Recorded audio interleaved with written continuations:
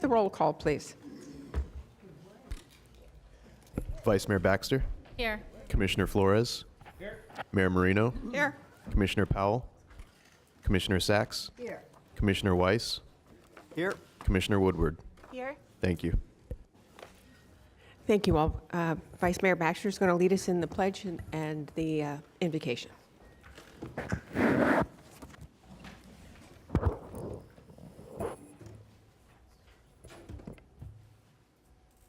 Dear God, we seek your help with our affairs today. Bless this meeting with your divine intelligence and help us to make the best use of our own.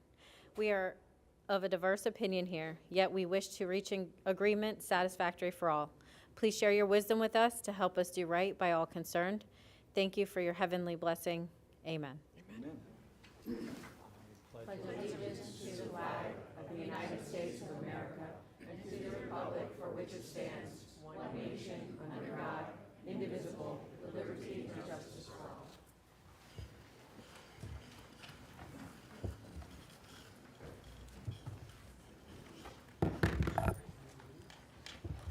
Okay, do we have proof of publication? Yes, we do. Thank you. And can we get a swearing in, please? All those wishing to testify or speak on today's quasi-judicial items, please rise and raise your right hand.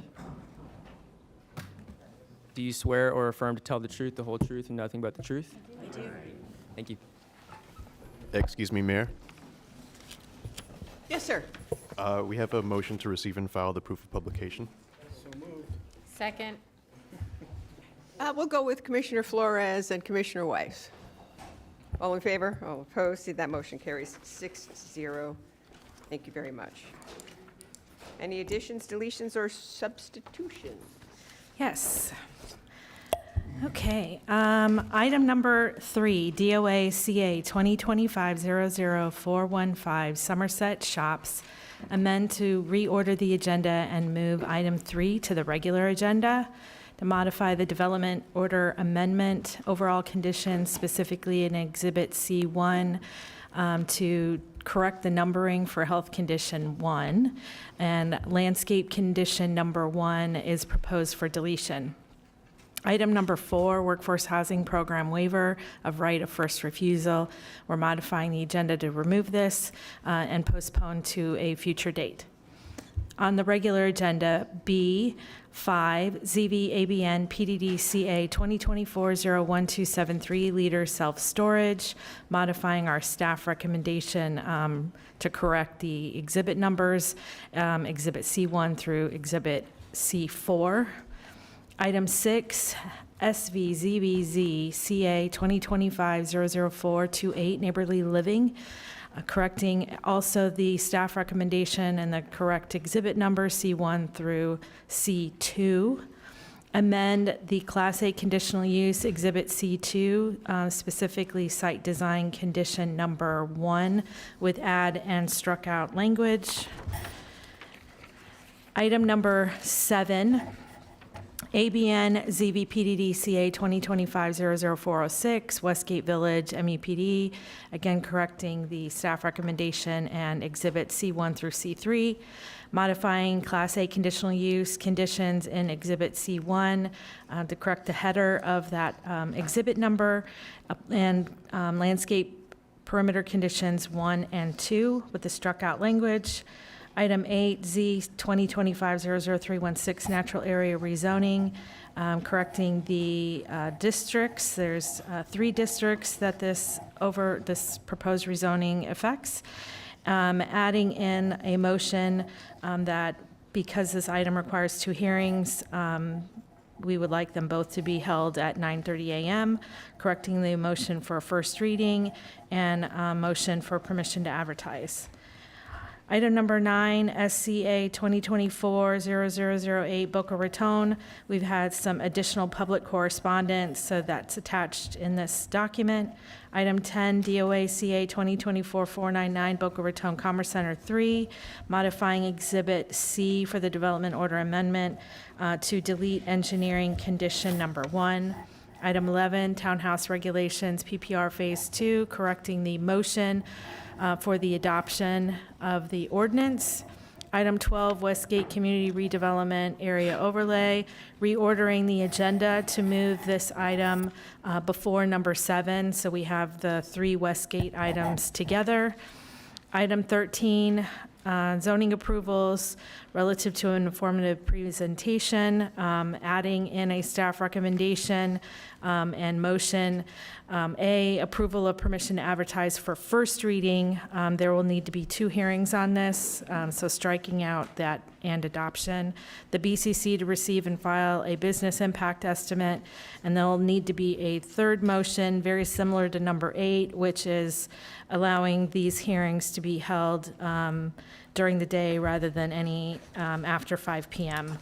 And then we have an addendum for item 14, the City of Boynton Beach, Palmyra and Bamboo Lane annexation update, modifying to add this item. It will be presented by the Planning Division. There's a summary and a motion. And that's it. So basically, you're just going to guide us along as we go Yes. through this, because there's way too many changes to mark down. So Yes. you will help us today with making sure that every agenda item is where it's properly supposed to be. Correct. Thank you, I appreciate that.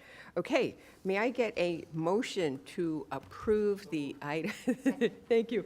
Commissioner Flores first, Commissioner Woodward second, all in favor, all opposed. See that that motion carries 6-0. Would anybody like to pull anything from the consent agenda? Yeah, the remaining items on consent are just 1 and 2.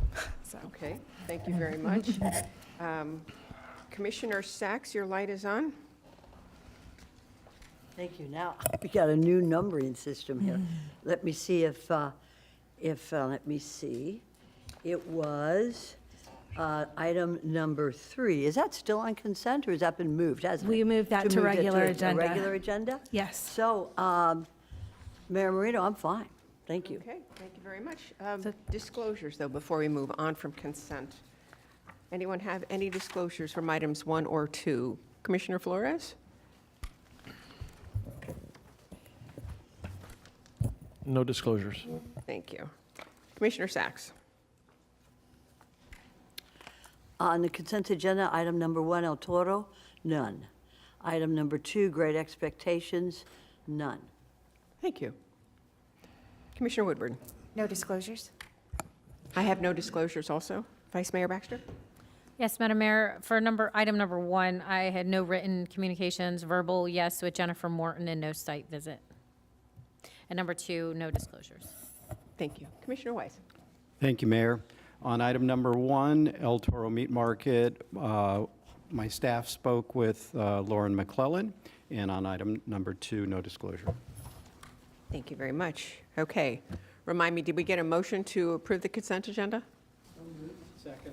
I have a motion from Commissioner Sacks, a second from Commissioner Wise. All in favor, all opposed. See that that motion carries 6-0. So now we will take up item 3 on the consent agenda, which is Somerset Shops. Do we have any presentations? I'm not sure if the applicant is here, but typically at this moment for Somerset Shops, if the applicant would come to the mic for a presentation or discussion. I believe someone is moving forward. And before we do that, actually, I'll take disclosures to make sure everybody has put their disclosures in. Commissioner Weiss, we'll start on your side this time. On item number 3, received email correspondence been filed with the clerk. Thank you. Vice Mayor? No disclosures for item number 3, Mayor. Thank you. Verbal, my staff spoke with Brian Terry, and I've filed written communications with the clerk. Thank you. Commissioner Woodward? Thank you, Mayor. I had staff spoke with Brian Terry, verbal communication and email correspondence filed with the clerk. Thank you. Commissioner Sacks? Thank you. On item number 3, verbal communications with Lisa Reeves, in-person meeting with Brian Terry, Lisa Reeves, and that's it. Thank you. Thank you. Commissioner Flores? I have written communications with Brian Terry. That's it. Okay. And you're up. Good morning. Brian Terry with Insight Studio here on behalf of the applicant Somerset Shops. I have a presentation. I wasn't anticipating giving that presentation, but if everybody would like to see it, I'm happy to do it. I'm not sure exactly the reason why it was pulled from consent, if there was interest from one particular party. Commissioner Sacks, your light is on. Yeah, thank you. I don't know why it was pulled either, to tell you the truth. It's in my district. Okay. We've had a lot of communication. The only thing I'm going to say in your favor is that you are committed to 16 spots. That's for- absolutely correct. And that is on the record, and that is your commitment. So, and again, do you want to say something, Mayor? Or do you I was going to say, make the motion. I'm going to make the motion. But unless anybody wants to hear a presentation, it's in my district, it's fine. I'll second. Thank you very much. And this is with regard to Somerset Shops. I've moved, we have a second. So we have two motions, actually, a motion to approve the resolution and a motion to adopt.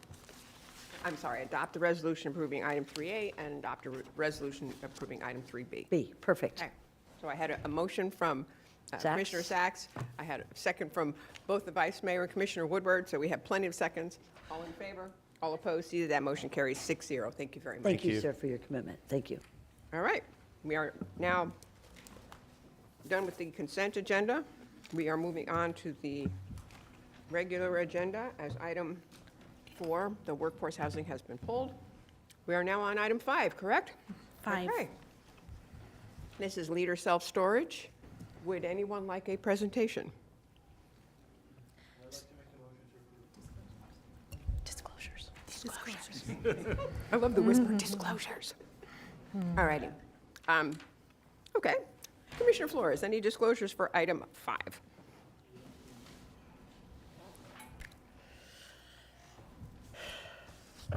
Yes, I have written communications with Josh Nichols, also verbal communication with Josh Nichols and Sean Leader. Thank you. And no Commissioner side Sacks. visits, sorry. Thank you, Madam Mayor. District 5, Leader Self-Storage has verbal communications and phone calls with Aaron Less, and that's it. Thank you. Commissioner Woodward. Thank you, Mayor. I had verbal communication with Josh Nichols. Thank you. I have no disclosures. Vice Mayor? Thank you, Madam Mayor. On item number 5, no written disclosures, but I did have verbal communication with Josh Nichols and no site visit. Thank you. Commissioner Weiss? No disclosure. All righty, we have no disclosures, and I think Commissioner Flores made a motion. I'll second. I will give the second to Commissioner Weiss. All in favor? All opposed? See, that motion carries 6-0, but the motion would be for item 5A, B, and C, D, and E, correct? Yes. All righty, there you go. Let the record reflect the motion for all 5 of those. Thank you. 6? Are we on 6? Now we'll move to 12 first, which is the Westgate Community Redevelopment Area Overlay Code revisions. This item is before the board for requests for permission to advertise. Zoning staff has been working with the Westgate Redevelopment Agency staff to modify their overlay requirements. They're deleting references to the number of allowable units, replacing it with a reference to the comprehensive plan, revising the Westgate density bonus pool limits of approval, revising our parking requirements, and providing a more urban calculation, incorporating some alternative parking requirements, and deleting reference to loading, as it is more restrictive than what we have in Article 6, our parking and loading requirements. Would you like any additional presentation other than that? But this is for first reading and permission to advertise for first reading and adoption October 23rd. Commissioner Woodward, your light is on. Thank you. I did have a question on the, it says redevelopment loading option. Is this about loading parking, or is this something else? I've had a few different conversations. Is this about parking? Yeah, go ahead. Okay. It's not about parking. Okay. Existing in the overlay, now, good morning, sorry, Denise Pennell with the Westgate CRA. There is a section of the overlay right now within parking and streets that's titled redevelopment loading option. It's quite detailed. It's been there for quite some time, maybe since 2005, 2006, providing alternatives for parking in projects that are mixed use, but it was limiting in terms of business or building size. Since that was put into the overlay, Article 6 has been updated for loading, and there are alternatives to loading in Article 6 which are less restrictive. So we're proposing to delete that section in favor of reverting to Article 6 for loading and alternatives. Okay, so by doing that, we still would have loading parking in this area. This doesn't remove this altogether. No, we still have loading requirements. Okay, thank you. Commissioner Weiss. Thank you. First off, I want to thank staff, and I want to thank Westgate CRA for updating this. And so I'd like to go ahead and make the motion to approve. I'll second. I have a motion from Commissioner Weiss, a second from Vice Mayor Baxter. All in favor? All opposed? See that motion carries, and this would be to approve staff recommendations for items 12A and 12B. Thank you, Commissioners. Thank you very much. Now we're going back to, Now we'll go back to number 6. This is SVZB ZCA 2025-428 Neighborly Living. And the requests before the board include an official zoning map amendment and a Class A conditional use. And we can have the agent come to the podium for a presentation. okay, before we do that, because I don't want to forget, we're going to do disclosures. Disclosure. Thank you. All right, on item number 6, Commissioner Weiss. Thank you, Mayor. On item number 6, Neighborly Living Westgate, I had verbal communication with Kurt Jetta, Josh Bishop, Catherine O'Donnell, and Arsene Kalustian. And email correspondence has been filed with the clerk. Thank you. Vice Mayor Baxter. Thank you, Madam Mayor. Yes, I've had written communications, emails have been filed with the clerk. I've had verbal communication with Josh Bishop, Kurt Jetta, Arsene Kolostian, and I'm not sure if I spoke with Catherine O'Donnell, but we're adding her for good measure. No site visit, thank you. Thank you. For myself, I had verbal communications with Kurt Jetta, Arsene Kolostian? Kolostian, okay. I probably tortured it too, but it'll work. Josh Bishop, Catherine O'Donnell, and Bradley Miller, and I had written correspondence that I filed with the clerk. Commissioner Woodward. Thank you, Mayor. I had verbal communication with Arsene Kalustian, Bradley Miller, Catherine O'Donnell, Josh Bishop, and I'm going to add Kurt Jetta too because it was a phone call and I'm not sure how many. And it were was a on long there. time ago. Yeah. And email correspondence were filed. Commissioner Sachs. Thank you, Madam Mayor. District 5 has had verbal communications and conference call with Arsene Kalustian, Kurt Jetta, Catherine O'Donnell, Bradley Miller, Josh Bishop. In-person meeting with Josh Bishop, Arsene Kalustian, Kurt Jetta, and we have received and filed our emails. Thank you. Thank you. Commissioner Flores. Only written correspondence with Bradley Miller and Arsene Kalustian. No verbal and no site visits. Thank you. Would anybody like a presentation? No. We have one card. Juliana Atalora.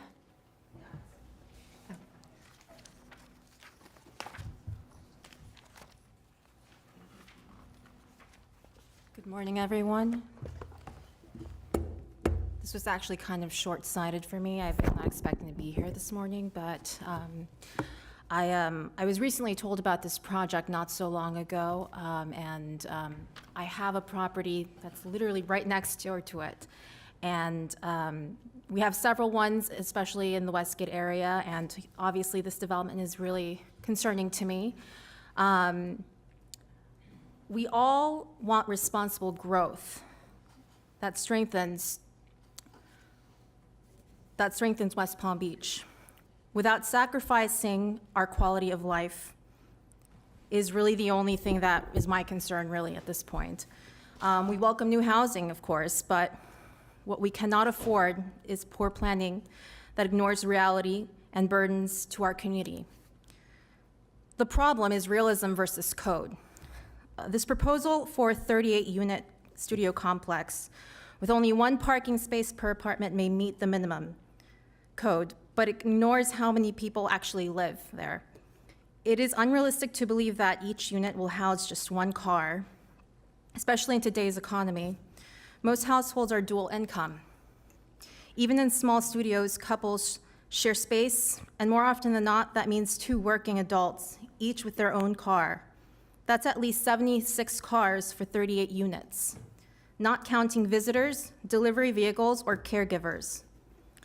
The consequences, this impacts the community. If this project moves forward as planned, it will not be the developer who suffers from the shortfall. It will be us, the neighbors, the surrounding streets, and our local business. Overflow parking will clog our roads, crowd out our own residents, and increase tensions. Emergency vehicles will face tighter access, and the walkability and safety of our streets will decline as cars spill into every available curb and shoulder. Equity and fairness, this is especially unfair to current residents who have followed the rules, built responsibly, and provided adequate parking on their own properties. Why should our community absorb the burden of a project that is underparked from day one? Alternative, this is not anti-housing, but this is pro-responsibility. Let me be clear, we are not against housing. We understand the need for affordability and density. But density without adequate infrastructure is not smart growth. It is reckless growth. If the developer wants to bring 38 units, then they must also bring realistic parking. At least 2 spaces per unit, plus visitor and ADA compliance. That is the only way to ensure the project doesn't harm the very neighborhood it hopes to join. I urge this board, do not approve this project as designed. Demand a plan that acknowledges the real needs of real households. Thank you. Demand the adequate parking. Miss, thank you. Your 3 minutes are up. Pardon me? You have 3 minutes, and your 3 minutes are, that's what the bell was. So I have actually some lights on, and I have some commissioners that have questions. Okay. Vice Mayor, Commissioner Weiss, your light is still on. No? I don't have questions. Okay. Vice Mayor? I have questions. Okay. Hi. Hi. I do have a question for you, but first I have one for staff. Just to reiterate, how many spaces are approved for this? 50. 50, and there's 38 units? Yes. And our code doesn't require 2 parking spaces per unit, right? No, the Westgate overlay has existed probably as long as the Westgate CRA, and it's an area where they intend for urban design, urban intensities and densities. So the Westgate CRA has reduced parking requirements, and it's not 2 for a studio apartment. And you had said that do you live next to this property, or you just own properties next to it? Well, I'm currently flipping it. It belongs to my family. We own about 4 different properties in the area, and that's one of them that will be affected, especially with this project. And my concern is the realism versus the actual code. Obviously, I know the code allows 1 parking per unit because it's a studio apartment. However, it's unrealistic to say 1 will house 1 person. In this economy, it's probably going to be a couple, most likely than not. It's a dual income economy. We're going to have more than 1 driver per household. So you're going to have more than 1 vehicle per unit, at least, if more, especially if it's a low income type of project. A lot of these units are studio, are they not, without even a bedroom? They're extremely small studios. This is Like 250 something square foot. feet. Micro units, yes. They are micro units, so I follow your logic that a 1-bedroom apartment could house 2 people, and again, we are trying to get, and I like micro units, so I do appreciate that, but one last question, buffers. What are the buffers surrounding this development? I have to look. I believe they're 8 foot, but let me look at refresh. My question is, the surrounding area, how difficult or easy would it be for residents to try to infill parking with the surrounding area? Well, with any property, our business, people can choose not to park in the parking lot if they want to get visit that, a but is friend it- and such, but there is typically 8-foot buffers around the property. And this corridor, it is, upwards of 50 units an acre, but that's the intent for this corridor. That's the design, that's the mission, that's the intent, and that's why it has reduced parking regs. There was a variance proposed. Staff opposed the variance, and it was denied by the Zoning Commission. So this, as intended, will meet our parking regs. Thank you. This has reduced buffers, 5-foot buffers. Is the applicant here? Yes. Bradley? Hi. You can sit down, thank you. All right, thank you.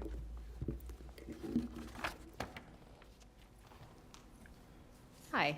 I can address, or if you want to ask questions. No, you've heard them. Okay. Please. So these are, it's 38 units.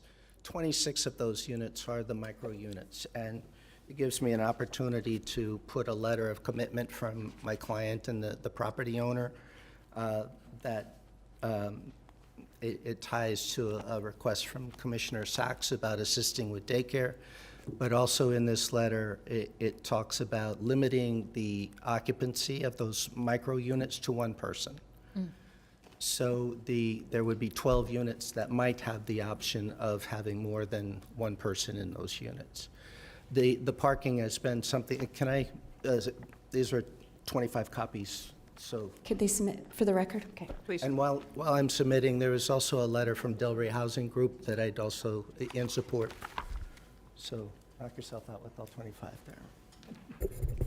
So the parking scenario has been part of this review process for the last six or 8 months. Where is she going? And so we're aware of that, and actually staff's been great in working through it. This is a unique project. There's a lot of new here. Density, micro units, the parking situation, but this is one of the more exciting projects I've worked on in the last 10, 15 years. Why did you ask for the reduced buffer from 8 foot to 5 foot? It's actually a part of the code to be able to reduce that down, and it allows us, it's a small parcel, it's 2/3 of an acre. So to get all that on there, without that buffer, actually, we wouldn't be able to get that number of parking spaces, and we wouldn't be able to get the number of units. Thank you. There's also little over 1,500 square feet of commercial space here, too. But it's all accommodated in the parking. One last thing on the parking, we did submit a study to staff that was based on the Institute of Traffic Engineers, that a project like this across the country is anticipated to have a need of 41 cars. So we're 12 cars over that. Thank you. Commissioner Flores.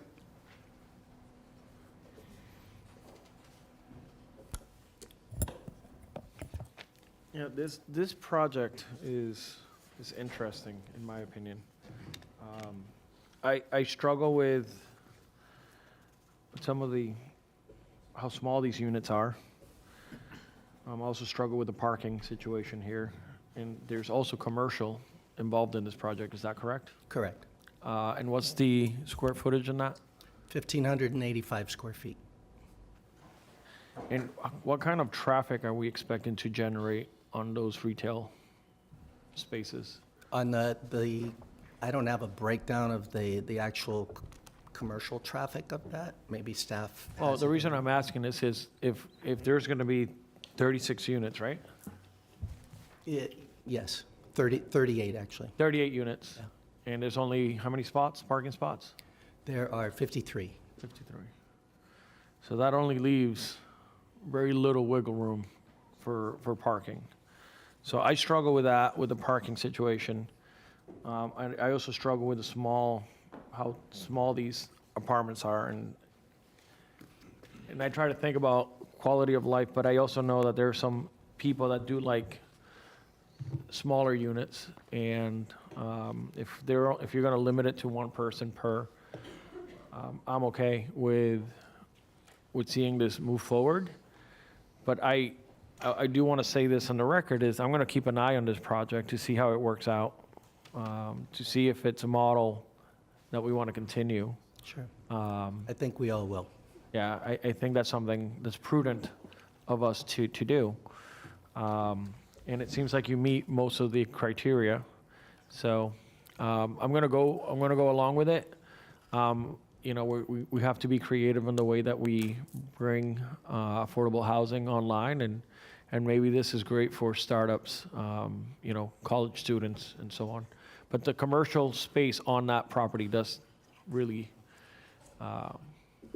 confuse me. I don't know why we're trying to fit retail in such a small parcel, but I'll leave it at that. In response to that, that's actually part of the Westgate incentives to have some commercial space along the frontage and be a mixed-use project. I just wanted to point out the slide on the screen. This is where micro units are starting to come about, and it's all over the country. I actually, when we went to the Westgate board, I told a story of about 35 years ago, maybe more than 40, maybe I'm stretching it to my benefit, that I gave a presentation to an elected board on some product called zero lot line homes. Never been heard of before. And now probably, I don't know what the number is, but there's a big percentage of the housing product in our county here are zero lot line homes. I think it's just it's a new trend. It's not so new, as you can see by this slide, and it's providing the type of housing that you as a board, your predecessors as a board have been wanting to see for quite some time. Thank you. Commissioner Sacks, your light is on. Thank you, Madam Mayor. I'd like to commend you, sir, and your client working with me and others, I'm sure, on this idea of micro-housing and mixed use. And also the letter that was just passed out, and I'm sure that we all have had a copy of it. This provides vouchers, and this is on the record, and it's part of the application. And I very much appreciate not just telling us, but putting it as a condition that there's going to be a $250 per month daycare voucher to all residents with children 5 years or younger. And this will be available to them who are coming with infants. And this goes back to what the young lady was talking about with regard to working people, working couples. Both couples work many times, or single moms, and who's going to take care of the child 5 years or younger. And this is where there's a lot of issues. In close proximity to your community are very many child care places for infants. And so this will help young families or single moms or single dads to be able to provide a safe place for their infant while they're working. And I appreciate your commitment to this. I've studied these micro units. I think that it is a wave, I don't want to say the wave of the future, but it's certainly being used in a lot of cities as people like Commissioner Flores talked about, startup families or small families. And so I heartily agree, and I do want to commend you for working with us on this issue. Thank you for Thank that. you, sir. So I believe I had a motion from Commissioner Weiss. Go right ahead. So first off, before I give you, I'd like to make that motion on this would be for 6A and B, but I want to speak to the public and I want to speak to the applicant. This is a phenomenal project. This is the kind of innovation that we have needed in this community. I had the opportunity to live in a very small space for 4 years. It was not a cell, as as people might have thought I was alluding to. But I lived in 300 square feet, and it was quite adequate. That was, of course, on a sailboat, but spent 4 years. And so small spaces you can do a lot in. And I think for professionals, this is near downtown. It's going to allow, folks to be able to save money, potentially use that as a down payment to get into ownership and property, and we know how important that is. And a lot of folks have jobs now where they're on the road, and to be able to just walk out the door and not have to have a lot of stuff to deal with, You guys are doing that. And then if you look at the renderings, and I honestly, I hope that this is exactly what it's going to look like, but that is a beautiful, beautiful project, and that will, I mean, if you look at Westgate Avenue and the redevelopment and all the work going on to improve that, something that the Westgate CRA has been working on for many, many years, and you all brought it to fruition. I mean, it's an amazing-looking street, and having these kinds of projects just upgrades that entire area. I understand that there's concern regarding the parking, but I think we understand that most of these units, as you said, and I also want to acknowledge my colleague, too. I really appreciate, Commissioner Sachs, that the work that you did in getting those commitments from the applicant. That was innovative on your part, so good for you. And I think it's going to make it a better project, and I think that you all agreeing to that was certainly the right thing to do, and really sets the stage for future possible developments like that. So Thank you, Commissioner. Dr. Jetta is here, his staff, Catherine O'Donnell, Josh Bishop, they're hearing this, Arsene Kalustian, and then the architect who had the creativity, Abi Canthan, is also here. So they're, I'm sure they're beaming behind me. Well, the way you all designed this building, and what you don't see is the rooftop amenity upstairs that also exists for those folks. And they all have their own balconies, because that's a requirement of the Westgate CRA. So, great project, and with that, I move this. I'll second. Oh, I got a motion and a second.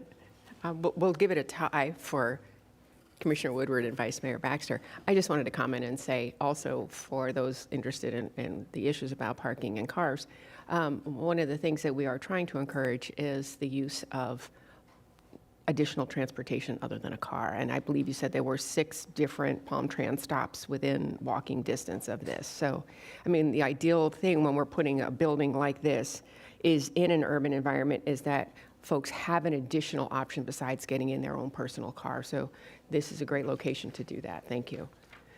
With that, we have a motion and a second. All in favor, all opposed. See that that motion carries 6-0. Thank you very much. Thank you very much, Mayor, Commissioners, appreciate it. Look forward to seeing it move ahead. Thank you.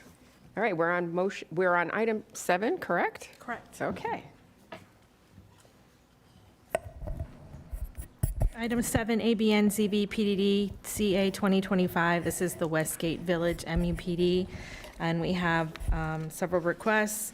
We have a development order abandonment of an open-air flea market, an official zoning map amendment, and a Class A conditional use for density bonus. And we can, if you'd like a presentation from the agent, they'd go first. Anyone want a presentation? Commissioner Weiss, this is your district. You want to go ahead and, oh, disclosures. Sorry, I didn't whisper that one. Disclosures. Gosh, there should just be a big sign here. Disclosures. Okay. Commissioner Flores, we are on item 7. Do you have any disclosures? No disclosures. Commissioner Sachs.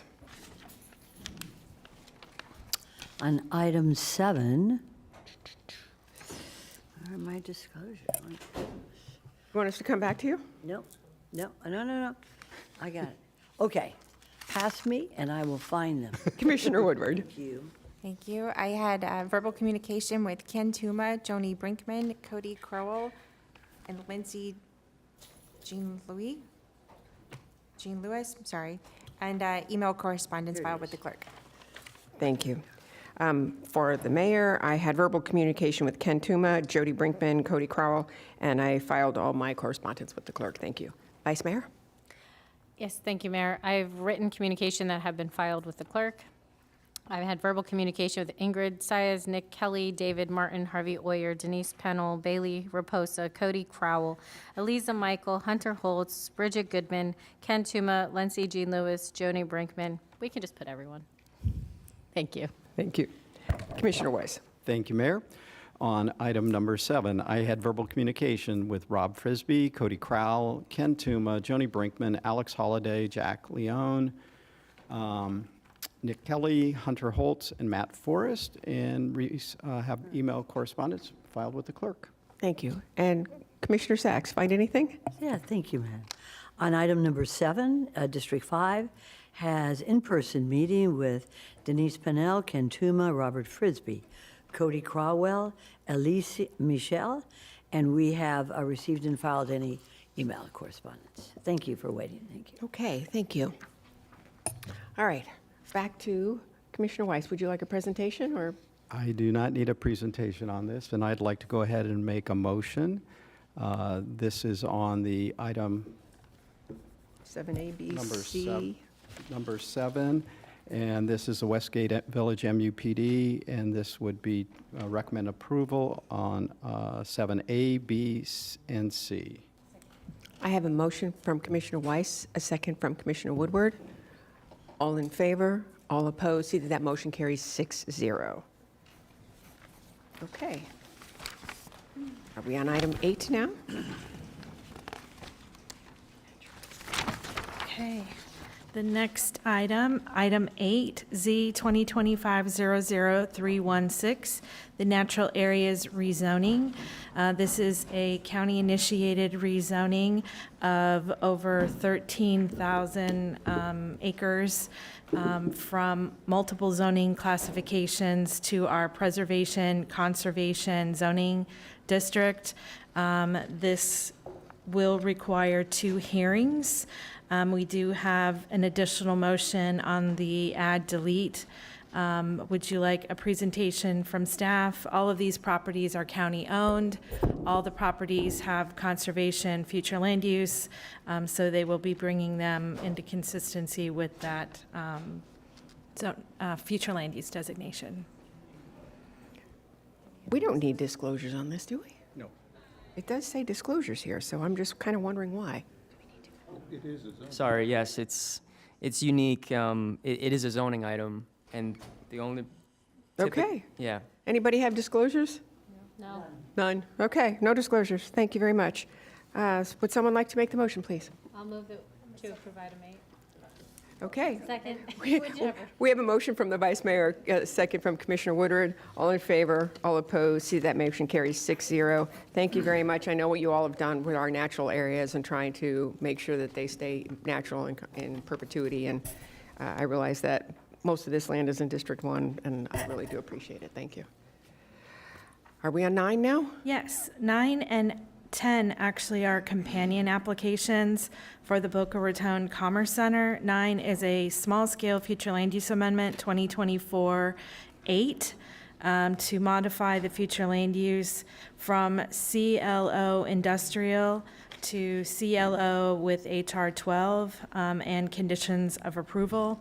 And then the companion application is a development order amendment to the previously approved MUPD and a Class A conditional use for combined density increase. We can turn it over to the applicant after. No, we're going to take disclosures right on now. on number 10. We're going to take disclosures yeah. on number 10. So Commissioner Flores, any disclosures on number 10? Thank you. Commissioner Sacks. Yes, on 9 and 10, a verbal with Josh Nichols, in-person meetings with Josh Nichols, Cameron Ennis, Charles Oshelek, Haviv Cohen, a site visit to the location, and we have received and filed the emails with the clerk. Thank you. Commissioner Woodward. Thank you, Mayor. I had verbal communication with Josh Nichols and email correspondence filed with the clerk. Thank you. I had no disclosures. Vice Mayor? Item number 10, yes, I have emails that have been filed with the clerk and verbal communications with Andrea Virgin and Josh Nichols, and no site visit. Thank you. Commissioner Weiss. Thank you, Mayor. I had written communication via text message with Josh Nichols, and that's been filed with the clerk. All righty. Thank you. Commissioner Sacks, your light is on. Thank you, Madam Mayor. I'd like to request a postponement of this application at this time, pending some issues that we're going to be reviewing.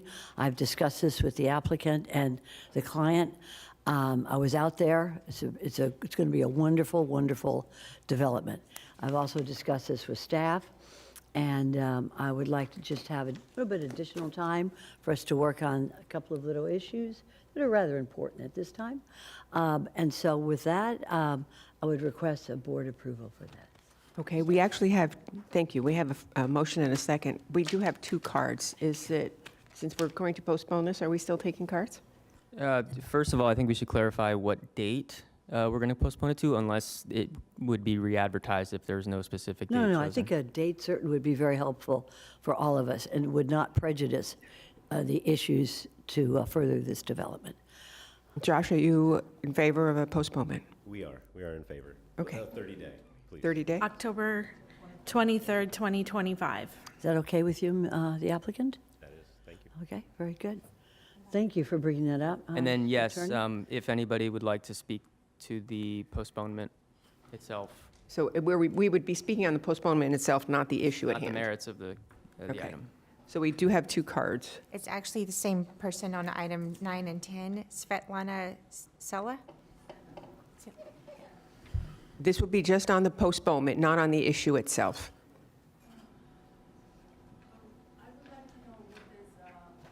Come to the microphone, please. Dear County Commissioner, my name is Svetlana Sena. I'm resident of Meisner Point at 8411 Via Leonessa, Boca Raton, Palm Beach County. I would like to know the reason of postponement. What is the reason? As the commissioner said, there were some other items that needed to be worked out. May I know what items? Commissioner Sachs? If I may? Sure. Mayor? Are you a neighbor of where this development is going to be at? I'm resident of Okay, that very good. neighborhood. I'll come out and speak to you. Some of the issues that we're going to clarify concern some issues in your development that's right next to it, and I'll come out and talk to you about it.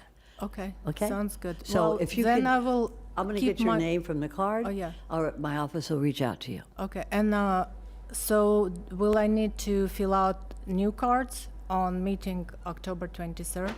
If you want to speak at that time, you'll have to come back in October. Okay, thank you. Thank you very much. Okay, so, Attorney Stone. Yeah, I think just for clarification, if we could split up the 2 items, the motion for 9 and motion for 10. Okay. I move to, Okay, Postpone. Commissioner Sachs, why don't Yeah. you go ahead and make the motions? well, thank you, Mayor. Let me see if I say it right. I move to postpone Item number 9. D9A at this time, with a To time, October- date certain, October 23rd. till October 23rd. So I have a motion from Commissioner Sachs, a second from Commissioner Flores. All in favor, all opposed, see that motion carries 6-0. Would you like to make the motion Yes, for number thank you, 10 also? Madam Mayor. I'd like to request a postponement of D10 from this date, now D10A and B, right? D10A and B, and to a date certain, which is October 23rd, 2025. Thank you very much. And I have a motion from Commissioner Sachs, a second from Commissioner Flores. All in favor, all opposed, see that that motion carries 6-0. Okay, very good. Okay, Wendy, you. where are we now? 11? We are on number 11, under ULDC-related items. This is our townhouse regulations. This is a privately proposed amendment. We are in Phase 2. This was before the board last month for a request for permission to advertise. This item is for final adoption, first reading and final adoption. Would you like a summary from the applicant? Madam Mayor, unless anyone would like a presentation, I'll make the motion to approve item number 11. We do have cards, so we have a motion and a second, a motion from the Vice Mayor, second from Commissioner Weiss, but before we take a vote, we have cards. Sorry, we have 4 cards. John Eubanks, Walter Ross, Rob Palahunik, and Michael Croda. And just a reminder that comments are to stick to this particular agenda item. I'm sorry?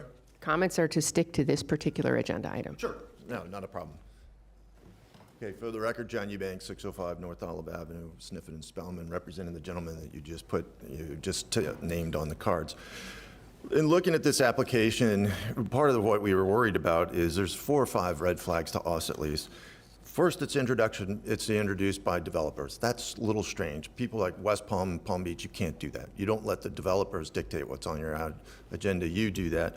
So everybody's a little bit skeptical in looking at this thing because what we're worried about is we're always worried about that we're going to overbuild the property that we have. Look, one thing we have left in Florida is property. Well, we want to use it, but we still want to use and remain with some natural spaces and some open spaces. So that's one of the things that you look at when you look at this, and even when you dig deeper, you look in, and it's basically driven by one project and one development. So you need to look at all of this because this is for the ULDC, and it will cover everything, including the one that we'll come back with for my clients in October. But the other next aspect is when you look at it, it says, well, we're really here for reducing setbacks, but because we have some issues that we want to use the property more, I forgot what, economically or whatever it was, and fully. So that again, it's talking about what we're looking at setbacks, rear setbacks, side setbacks. That is an issue that allows more density, which we're trying to get away from, I think, and other than in special exceptions like the ones you were just looking at. So the setbacks themselves mean you're going to end up with some neighborhoods right next to other neighborhoods, which won't be compatible. The next thing is reintroduction of the parking tracks. We thought these were gone. The reason they died is that nobody liked them. They're huge. They're basically large, places of big parking lots of asphalt. And there's been some studies out there that it's really bad for the environment for us to take up all of your green space, your landscape, and your native vegetation and turn it into a parking lot. The other aspects are you've got what they call an urban heat island effect. You get increased temperatures in the surrounding area, and you also have increased runoff, bad drainage issues, et cetera.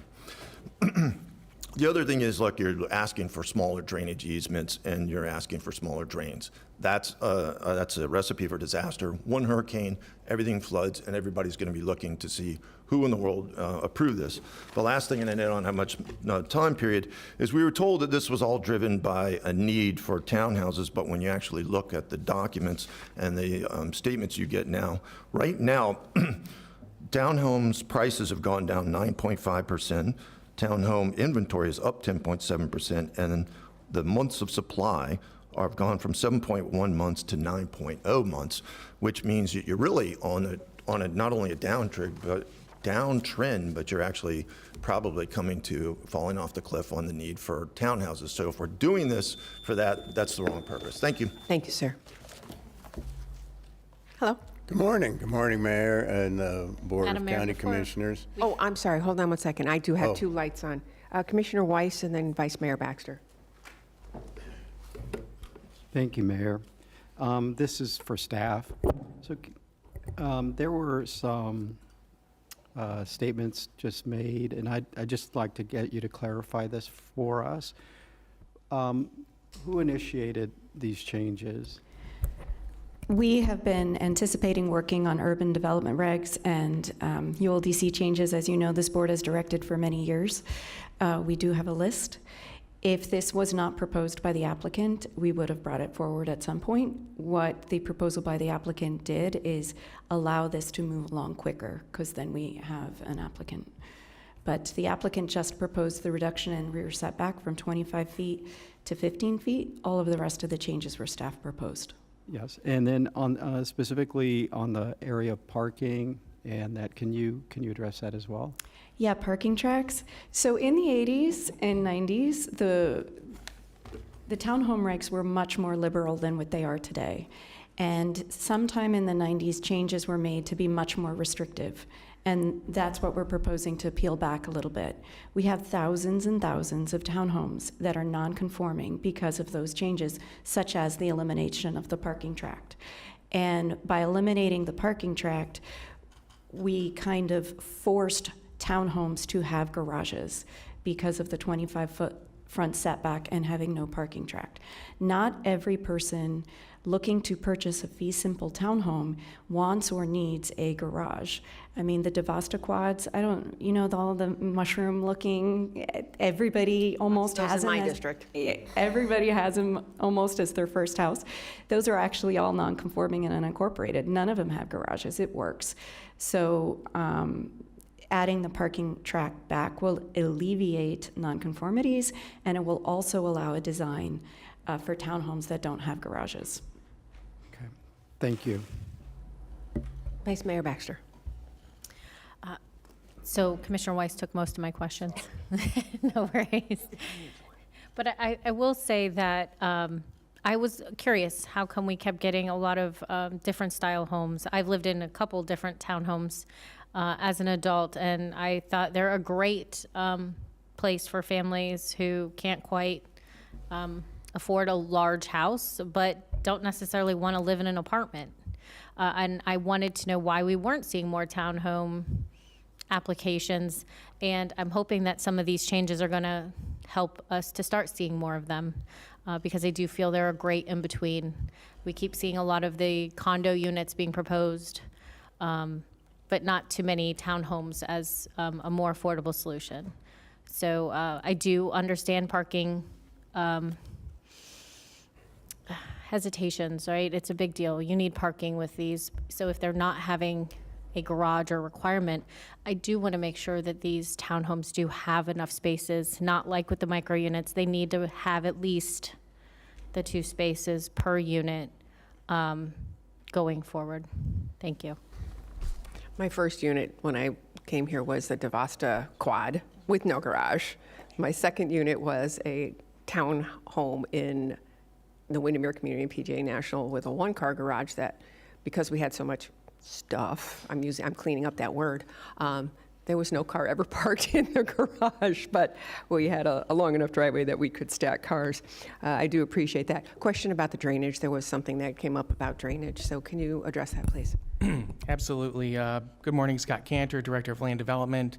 The modification to the drainage easement width will instead of just saying a minimum 12-foot wide drainage easement, for non-roadway drainage easements, it'll be determined by the diameter of the pipe and the depth, which is how we do it anyways when it exceeds, because it's a minimum 12 feet for road.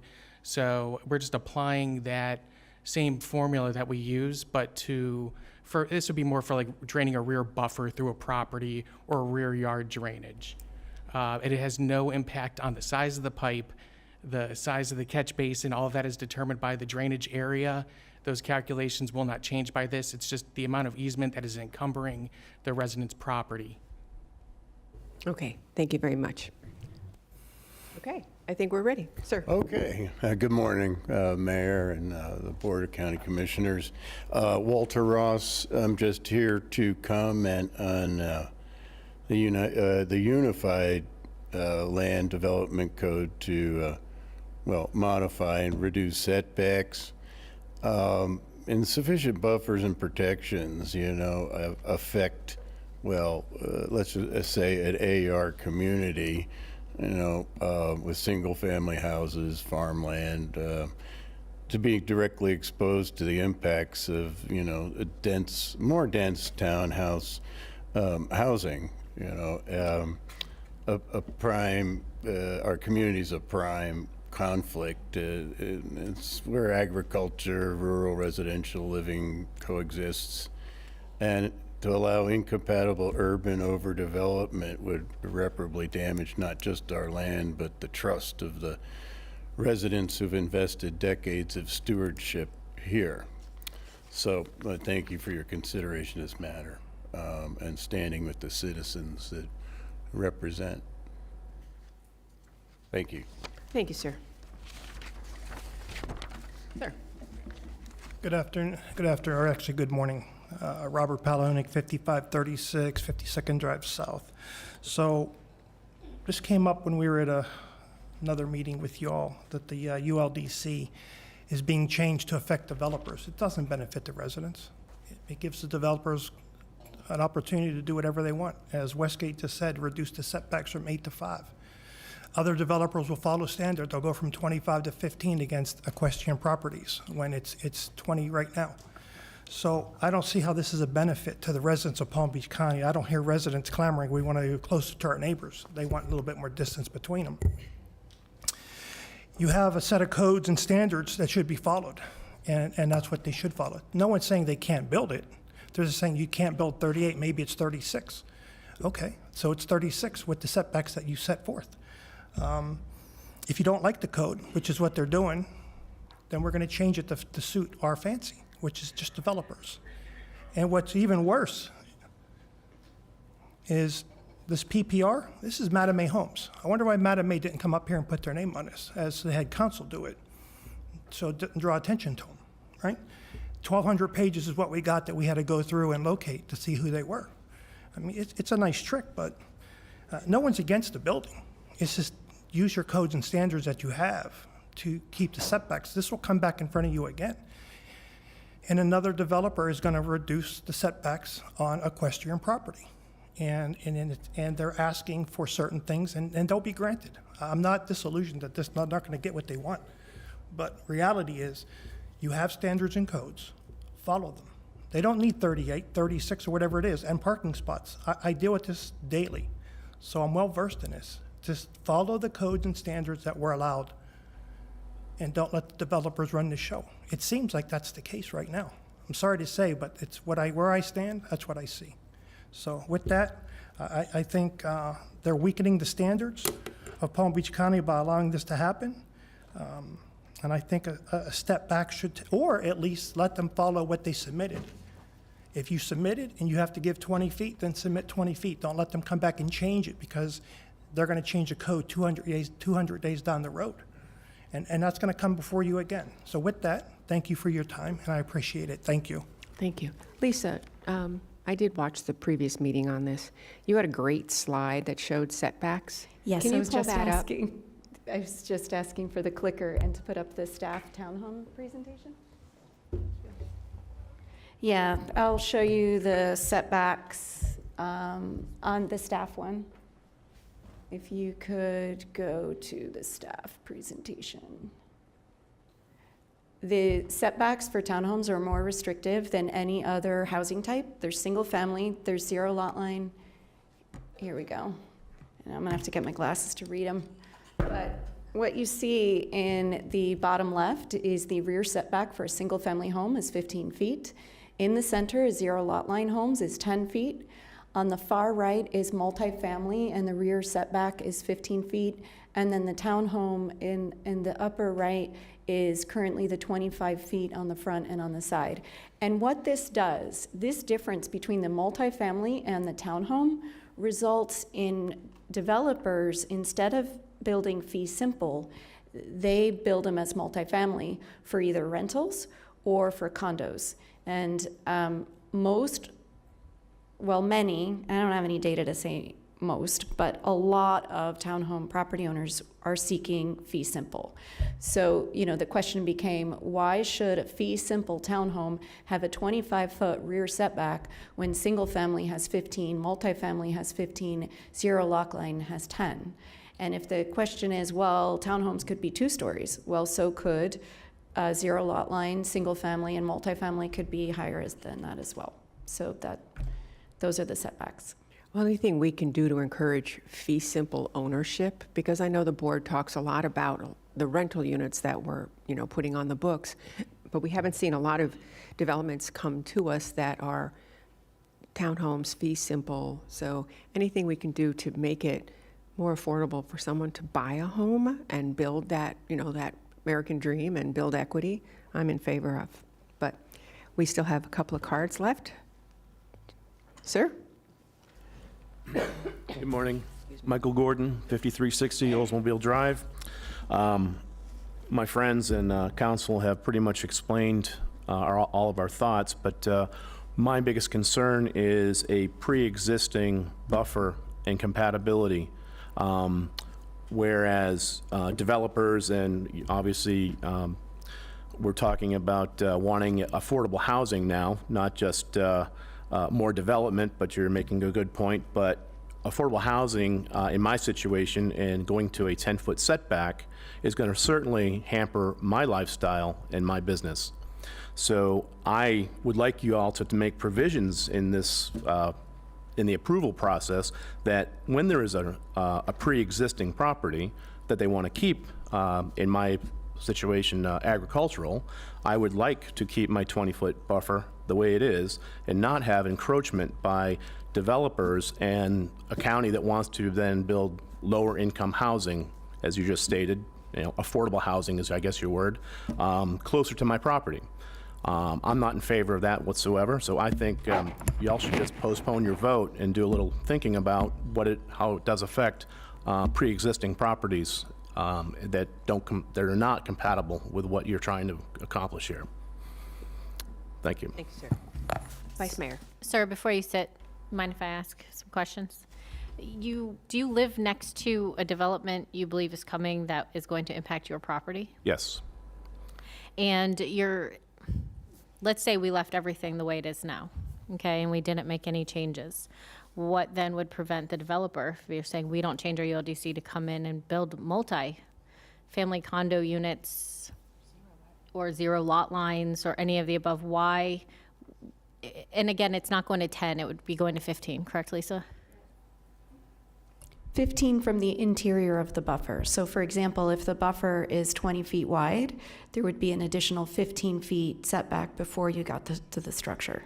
So it's not 15 feet from the property line. So, sir, I hear you. I absolutely don't want to intrude on your, property and your ability to live the way you want to live, but it doesn't make, I'm trying to understand your thought process here. It doesn't make a lot of sense if we hold townhomes to this stricter 25-foot buffer, when the builder could say, all right, we'll scratch the townhomes and we'll come back and do multi-family or zero lot line, and then you're impacted even worse. So I would love to hear your thoughts on this. Okay. All I want is the buffer that I'm owed, okay, and the maximum from whatever you're talking about. When I read this, it says a 10-foot setback. So someone here is saying 15, but what I'm reading here is a 10-foot setback is what's being proposed. That's currently what's allowed on zero lot line. We're not changing zero lot line buffers. We're changing townhome buffers from 25 foot to 15. I think maybe that was in some background, Wendy?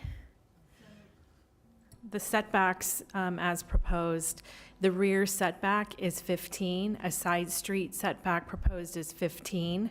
The side setback is 0, obviously, when it's a shared wall, when it's the connecting townhouses. Right. And 7.5 on the end units.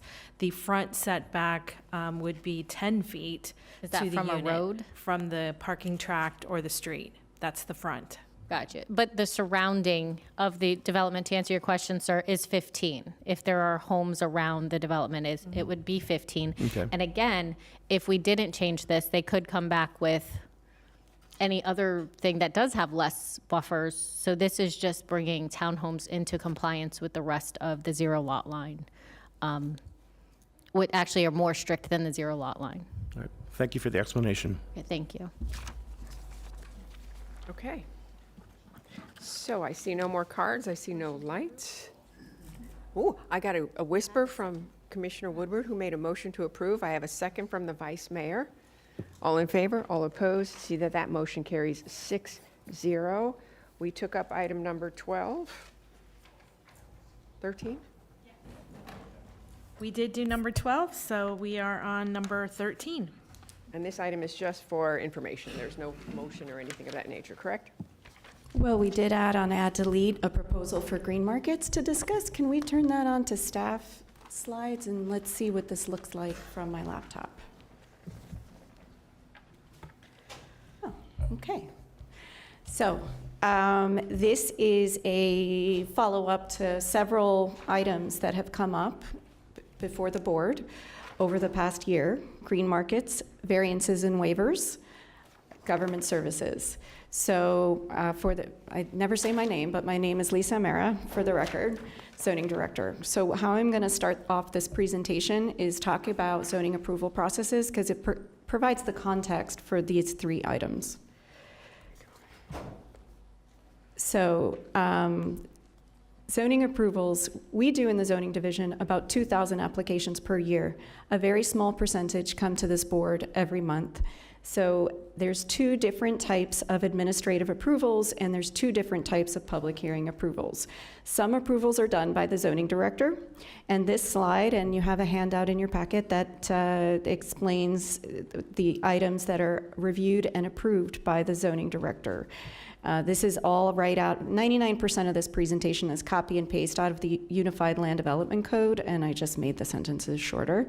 So the zoning director is the head of the zoning division, appointed by the executive director of PZB. We manage, and in partnership with the deputy director, zoning, Wendy Hernandez, we process, as I mentioned, 2,000 applications a year. We apply the land development regulations and property development regulations.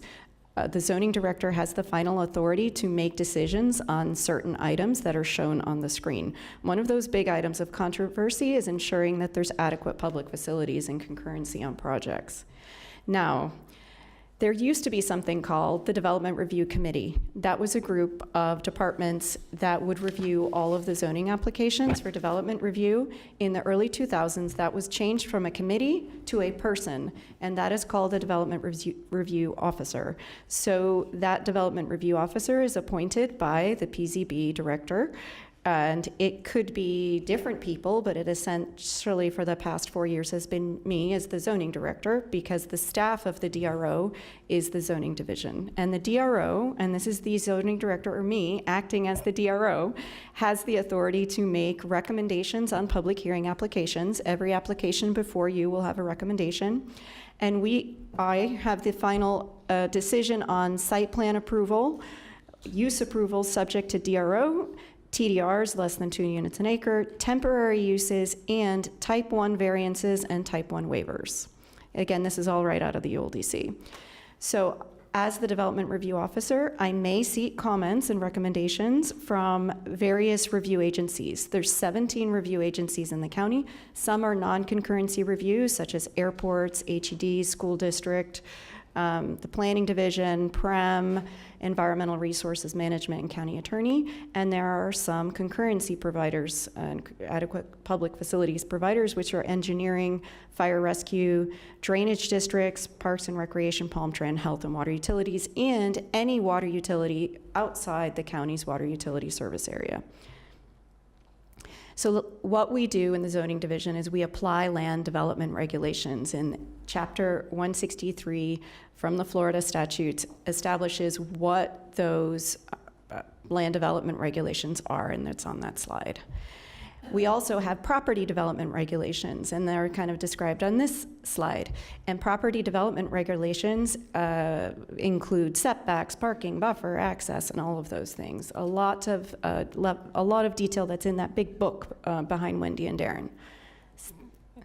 So this is a recap of what the zoning director can approve. And then there's items that are approved by the Board of County Commissioners and the Zoning Commission, and that's on this slide. You approve all rezonings, plan developments, Class A uses, public ownership deviations, and Type 2 waivers. The Zoning Commission approves Class B uses and Type 2 variances, and they make recommendations to the Board of County Commissioners. So with that understanding, green markets and special permits is where I'd like to go next. We had direction from the board last month to come back with green markets. I wonder, you're a great speaker. I wonder if we could just take this piecemeal by piecemeal, because each one of these variances, green markets, and government services have a lot of different issues. So I wonder if we could, with your permission, Madam Mayor, stay with the variances and waivers, and then we can move on to green markets and special permits. If I have any questions. How much longer is the presentation? Well, I just have, it's much shorter now on each one of those ones. There's not a lot in each of the next segments, but we could have, I had put green markets as the first item because that had some add delete. Okay. Let's go for it. Go Okay. ahead. So a green market use is defined in the code as the gathering of vendors for selling fruit, vegetables, flowers, consumable items. And they're often called a green market, a farmer's market.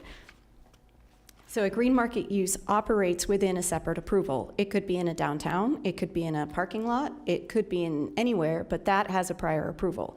And in 2008, the code was split for green markets. If it was up to 6 months, it was a special permit. If it was more than 6 months, it was a development review officer site plan approval. The only difference is the amount of time per year. If it's over 6 months, we require a site plan modifications and parking spaces of 1 space per 250 square feet. If it's less than 6 months, we don't require that.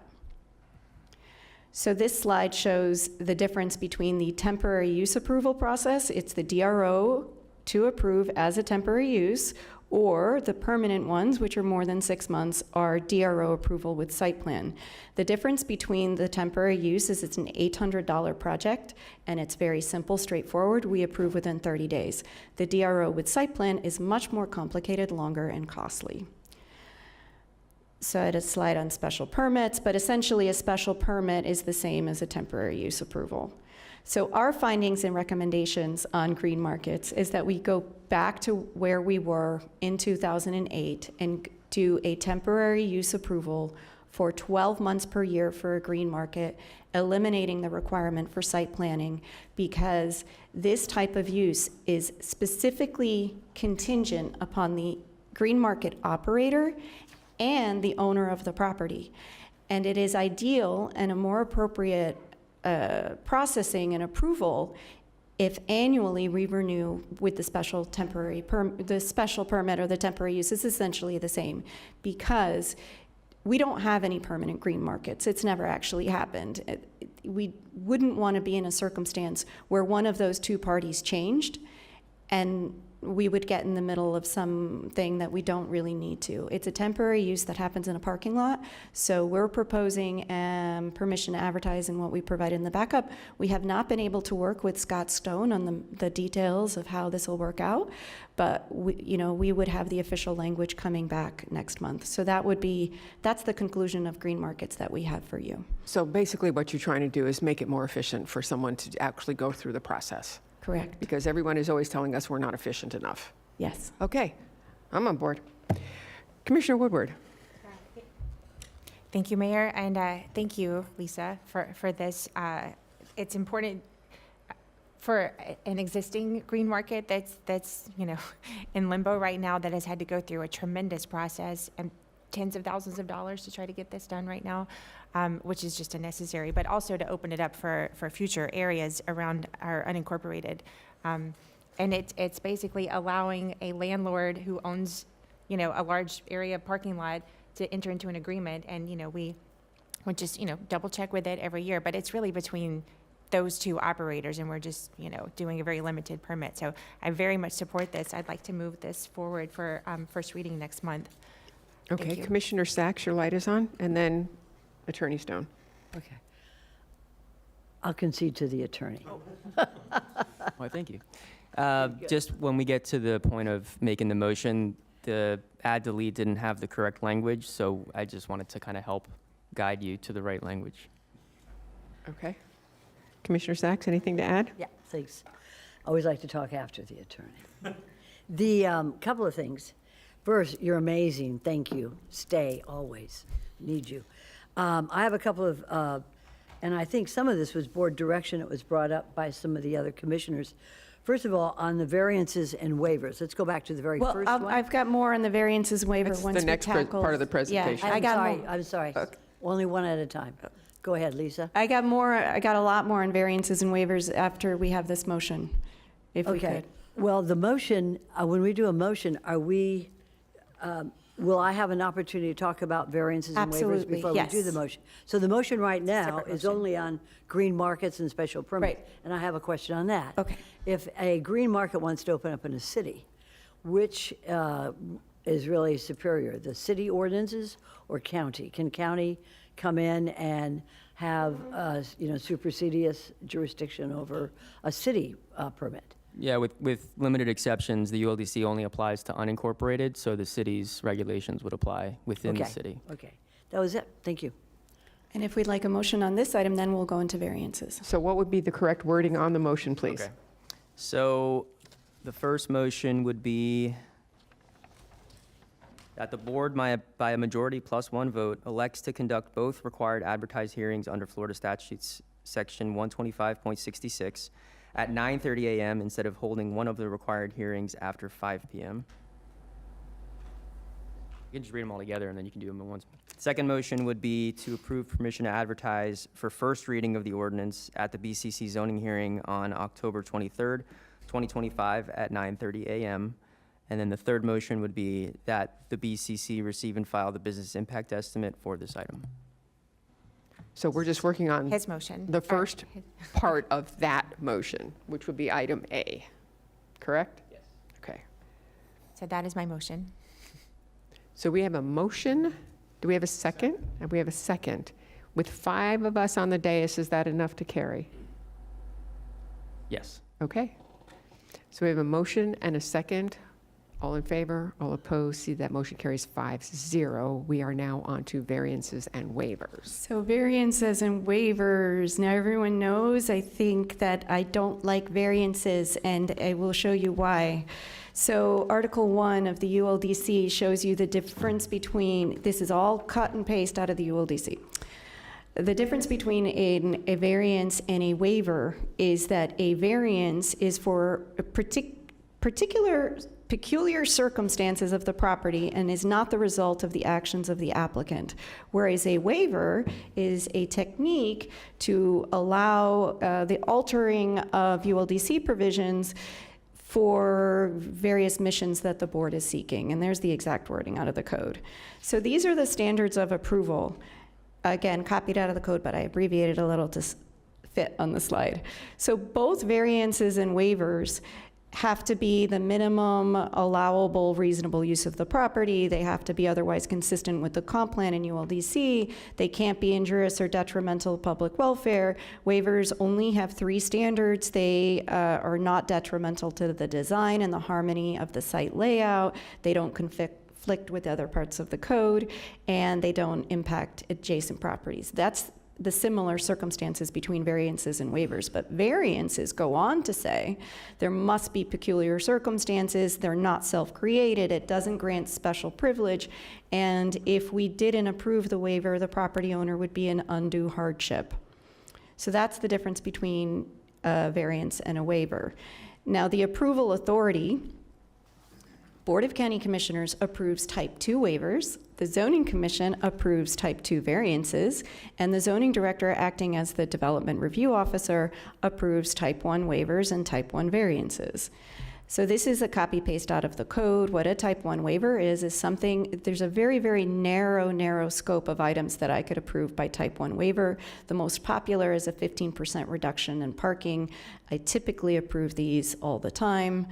A type 1 variance is the zoning director as DRO, much more limited circumstance. For us to process these, we have to have a public meeting and we have to notify residents. However, it's a peculiar circumstance because the zoning division drafts the staff report and also reviews public comment, and that's what a type 1 variance is. A type 2 variance is what probably we have the most applications for. These are subdivision variances when a property owner can't meet Article 11, or their design, they don't want to spend the cost to meet Article 11, or they want some other deviations from the code, such as Neighborly wanted a type 2 variance for parking. I typically recommend against type 2 variances because more often than not, it's the applicant seeking a higher density or a different design. We did recommend approval of the variance on Westgate Village because the property was skewed and we really needed to support that variance. A type 2 waiver is a decision by the Board of County Commissioners. There's very limited circumstances as well, but this is where the Board of County Commissioners gets to make the decision. This is the technique that staff has been discussing with you for reduction in parking, for density bonus, any type of urban regs that we want to pursue, the height, the design, having those run with the application before the board, because that is the appropriate tool in the toolkit for having flex regs as the type 2 waiver. And this is an interesting slide of how do you appeal a decision for a type 1 how are they appealed? So on the type 1 waiver, if you don't like the decision that the zoning director makes, you appeal that to the zoning commission. If there is a type 1 variance, it's appealed to a hearing officer, or actually an administrative approval as well. If there is a Class B approval by the zoning commission and the applicant doesn't like it or somebody doesn't like it, they appeal that to the Board of County Commissioners. If it's a type 2 variance, it is appealed only to words I can't pronounce that Scott knows and Darren knows of that petition to the circuit court, or some other means as well there are in the toolbox for appealing the denial of a type 2 variance. And the type 2 waiver and the Class A and rezonings by the board are also challenged or appealed through that same mechanism. So what this ends up happening is if the zoning commission denies a variance, it can impede a project from going to the board. And we had this a couple years ago with the racetrack. And since that time, Wendy and I try, whenever possible, to reduce the amount of variance that are needed for a project. We either convince the applicant that we're not going to support it and don't even try, just follow the code, or we come up with strategies to make it work. Because if you have an application to get before you, and it goes to the zoning commission, and that application is contingent on a type 2 variance, and it is denied, it gets a whole lot of complicated for that item to move forward to this board. And those were decisions that prior boards made to have certain use approvals, those Class B approvals, and that type 2 variance approved by the zoning commission. And I believe that they may have done that to reduce the workload at the board to delegate that authority to the zoning commission. I don't know, because I wasn't planning at the time and I wasn't really watching what was going to that. Vice Mayor. Thank you, Madam Mayor. Before us today, and we've had this discussion actually recently about things can go to the zoning commission and just die and never come to us, see us, and especially projects in our district that we may or may not like could never even come before us. So do you have any recommendations for helping solve that? I have some concepts on this slide for you to discuss, but anything more restrictive, I don't think we can do because of Senate Bill 180. But Hold on one sec. Is coming to the Board of County Commission either instead of or after the zoning commission a more restrictive regulation? I think generally speaking, if you're adding an additional hearing, it would be, because the SB 180 wasn't just about more restrictive or burdensome amendments, it's about more restrictive or burdensome procedures concerning review, approval, or issuance of a development order. So How would, before you turn your mic off, what if we swapped it out one for one? I haven't had an opportunity to explore that or research it at all. Okay. yes, so what we're proposing with board direction, not to make any changes, but for that conversation to continue with PZB and the county attorney's office and come up with some sort of ideas. Wendy and I are extremely supportive of waivers because they have a different standard and they tie in with creative, bigger, stronger, faster, better projects. For the variances, I think it should be considered if we could do later a deep dive on variances and say, should some of those variances be waivers instead? And if it was appealable for a denial of the zoning commission rather than to go to court, if we had a zoning commission waiver instead of variance, and then if it fails at the zoning commission, having it appeal to the BCC. Now, this is very preliminary and just thinking outside the box for the future. But another idea that Wendy and I had discussed before Senate Bill 180, and is to, if a project is contingent on BCC approval, to let the board be the one to make that determination and grant that ultimately authority. Obviously, if it's a project that wouldn't come to you anyway, some subdivision variances and stuff, maybe that wouldn't go to the board. But it's just a peculiar situation when the zoning commission action can impede a project moving forward to you. And we're not proposing any changes, just kind of discussing for further conversation at this time. Sure. So the waiver process would help with that instead of it just dying at zoning commission? if we changed, if you look at this slide, if we changed a variance to a waiver, and I have full faith in Bob Banks, that there was a strong reason of why he required those type 2 variance to go to the circuit court. But if it wasn't a type 2 waiver, if it wasn't a type 2 variance, instead, if it was a zoning commission waiver, that denial could be appealed to the BCC, just like the Class B approvals. That might be an option. We would have to dissect every single type of type 2 variance. It would take a lot of work and discussion. That's why before we did any work on that, we've had this kicking around since Commissioner Sachs was mayor, brought this up. Bring back this concept. We don't know the solutions, we just know the questions. So that's why I think that's an idea. I just don't like variances. Very, very few times can a property owner raising a piece of property to the ground will need a variance. Very rarely. But they might want something that's a little different and then establish the waiver process, so. I do want to point out, and again, I unfortunately haven't had time to digest this, but based on what was said, one consideration to think is that if it was even possible to change it to a waiver and then make that appealable to the board, that would probably push back any concurrent zoning items an extra month because the appeal itself would take additional time. But that's only if it's denied by the zoning commission. Right. So instead of it dying altogether, it gets to come to us, correct? If it was denied and then appealed, it would get to you, but then the appeal itself would force, usually these have concurrent, they're tied to like development order amendments, Class A conditional uses, they're not by themselves, usually. Just thinking, as I'm talking here, that would potentially delay the other items for at least a month. I mean, we'd have to look at the timeframes, and that in itself might be considered restrictive or burdensome. There's just a lot of permutations and considerations for this that we would definitely have to sit down and really kind of talk this out. So basically what we're trying to do today is come up with all the questions that need to be answered so that they can be looked over by the attorney to see if we are in fact making something more burdensome.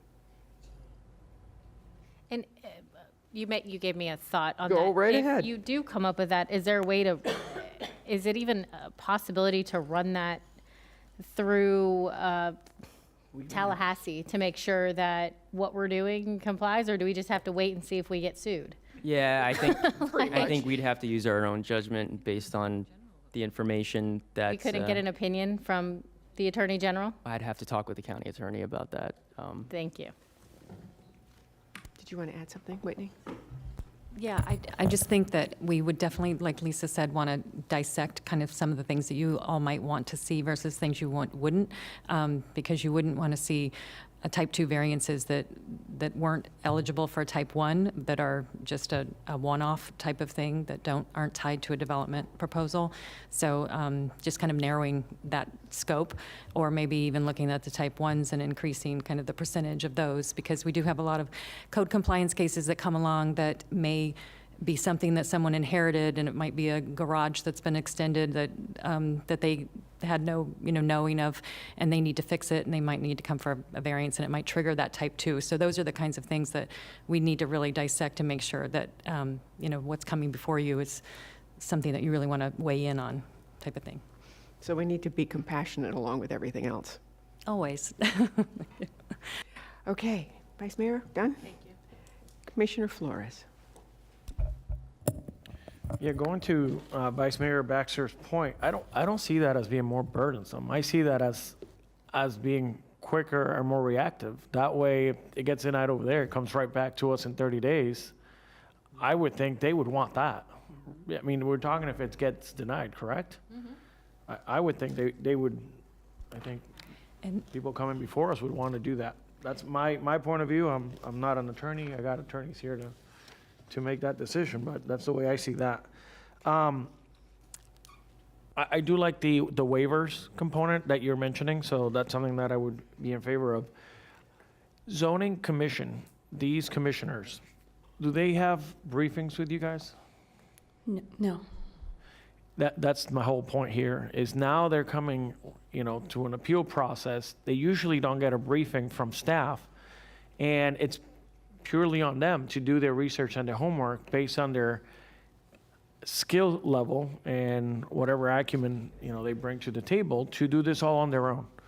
And yet they're deciding on appeals. I don't know that that's the best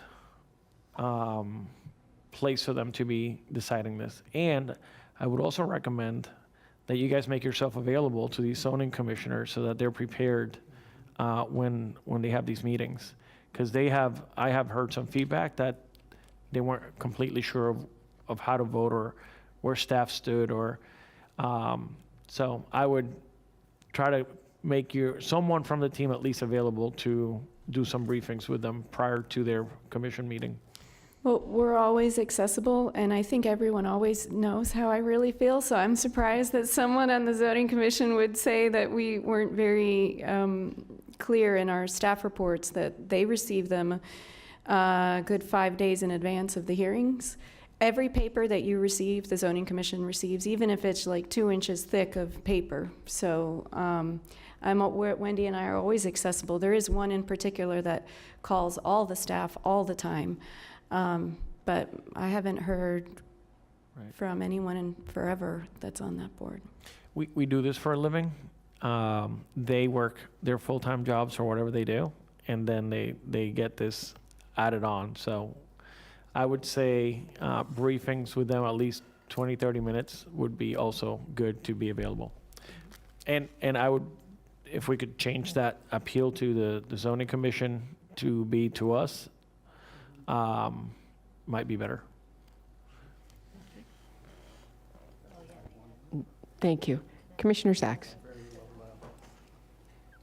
Lisa and staff, this is a very important discussion we're having today.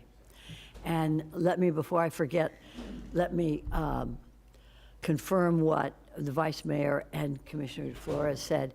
The Zoning Commission Type 2 variances should appeal to the BCC, period. In order to get to a writ of certiorari to the circuit court, it's going to take a lot of money, a lot of time, and you need a lawyer. I hope nobody's listening to this who's a lawyer, because I always agree we should hire lawyers. However, we are the people, it should come to the BCC. So I agree with my colleagues on that one issue. Secondly, the Zoning Commission, let me just say this. They're a little afraid of y'all. Not afraid of us, because I hear from them, and they're not quite sure what to do. And again, as Commissioner Flores said, they have their professions, and this is something that is aside, it's an aside voluntary thing that they do to contribute. So they don't want to appear like they're not that well-versed in all this complicated land use issues. So please, if you have someone who would just chat with them a little bit or have some kind of Zoom call to them all, I think it would be very helpful, because they do come, at least I don't know about my colleague, but they do come to me about, what we should do. Also, I don't care if it's cumbersome. This land use is so important to the people. And I want it to be accessible to them and transparent, easy to come to us. You guys do a great job, but bring it on to us in terms of anything that you can. I don't care if it's cumbersome. That's my job. It's my job. So bring it on to us as much as you can when you're determining this to make it more accessible to our constituents. And I think one of the issues that came up under the Vice Mayor also previously is how do we make this a little more affordable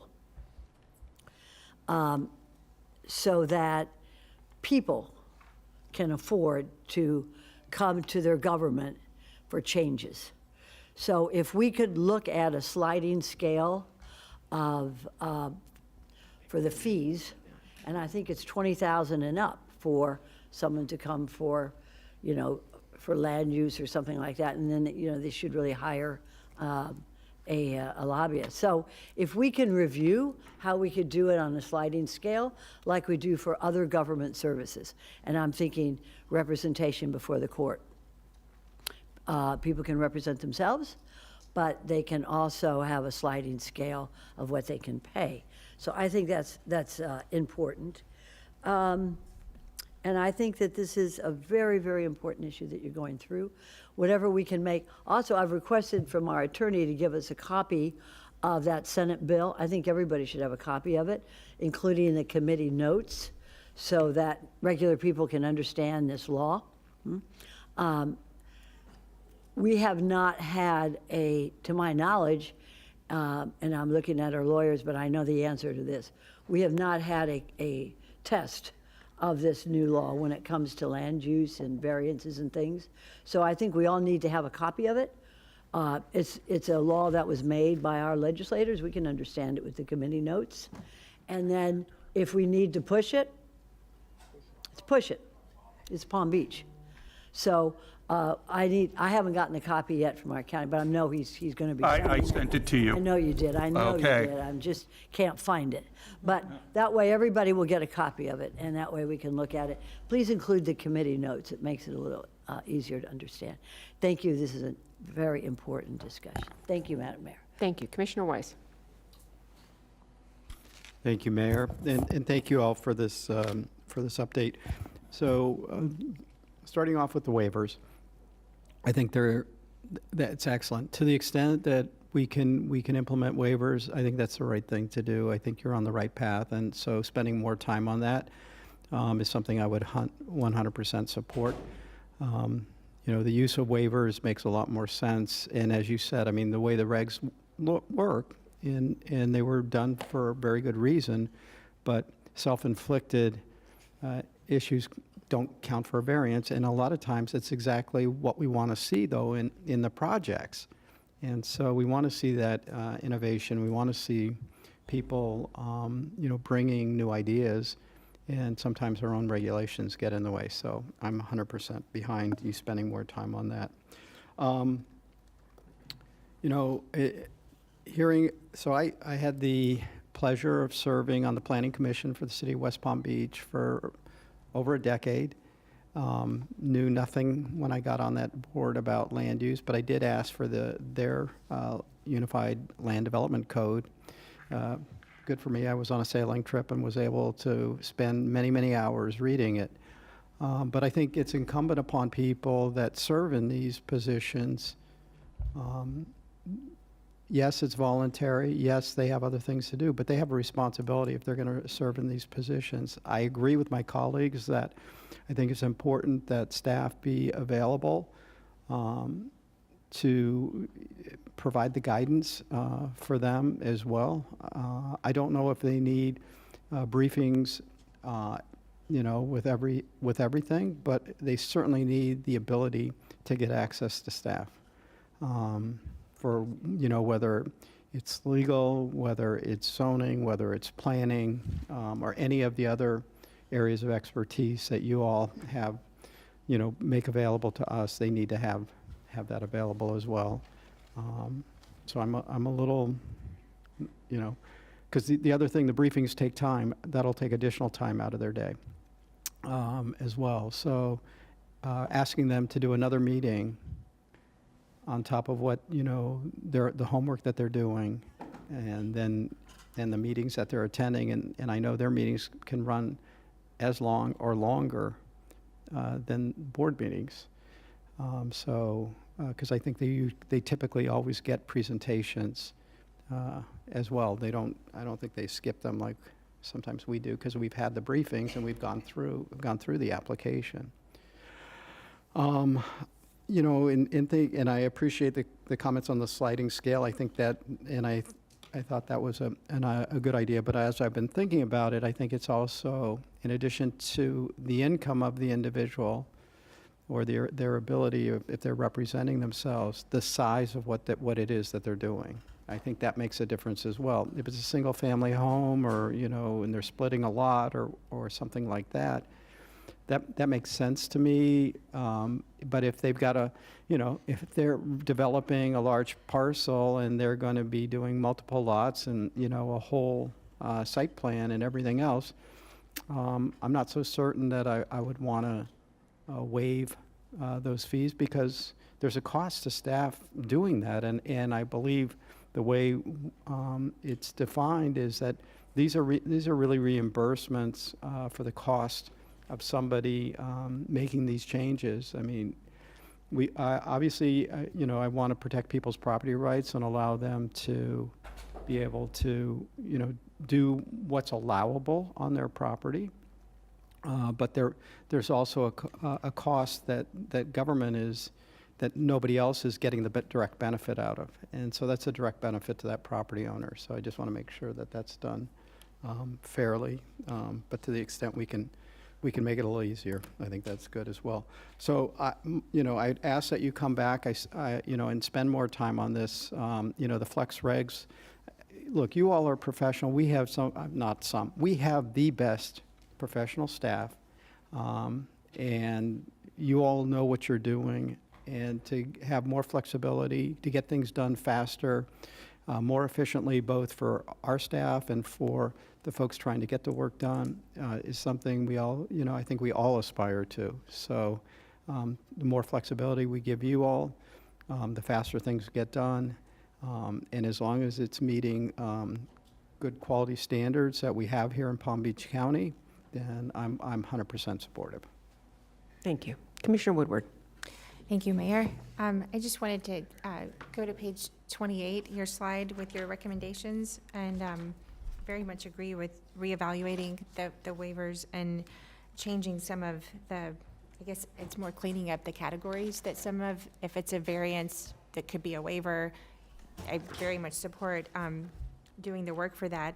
And as far as us changing like where they fall in the process on who they would appeal to, I think if it adds another meeting, I mean, we're kind of giving the choice to the applicant. Do they want to amend their application so they don't need it, or do they want to come to us to appeal it?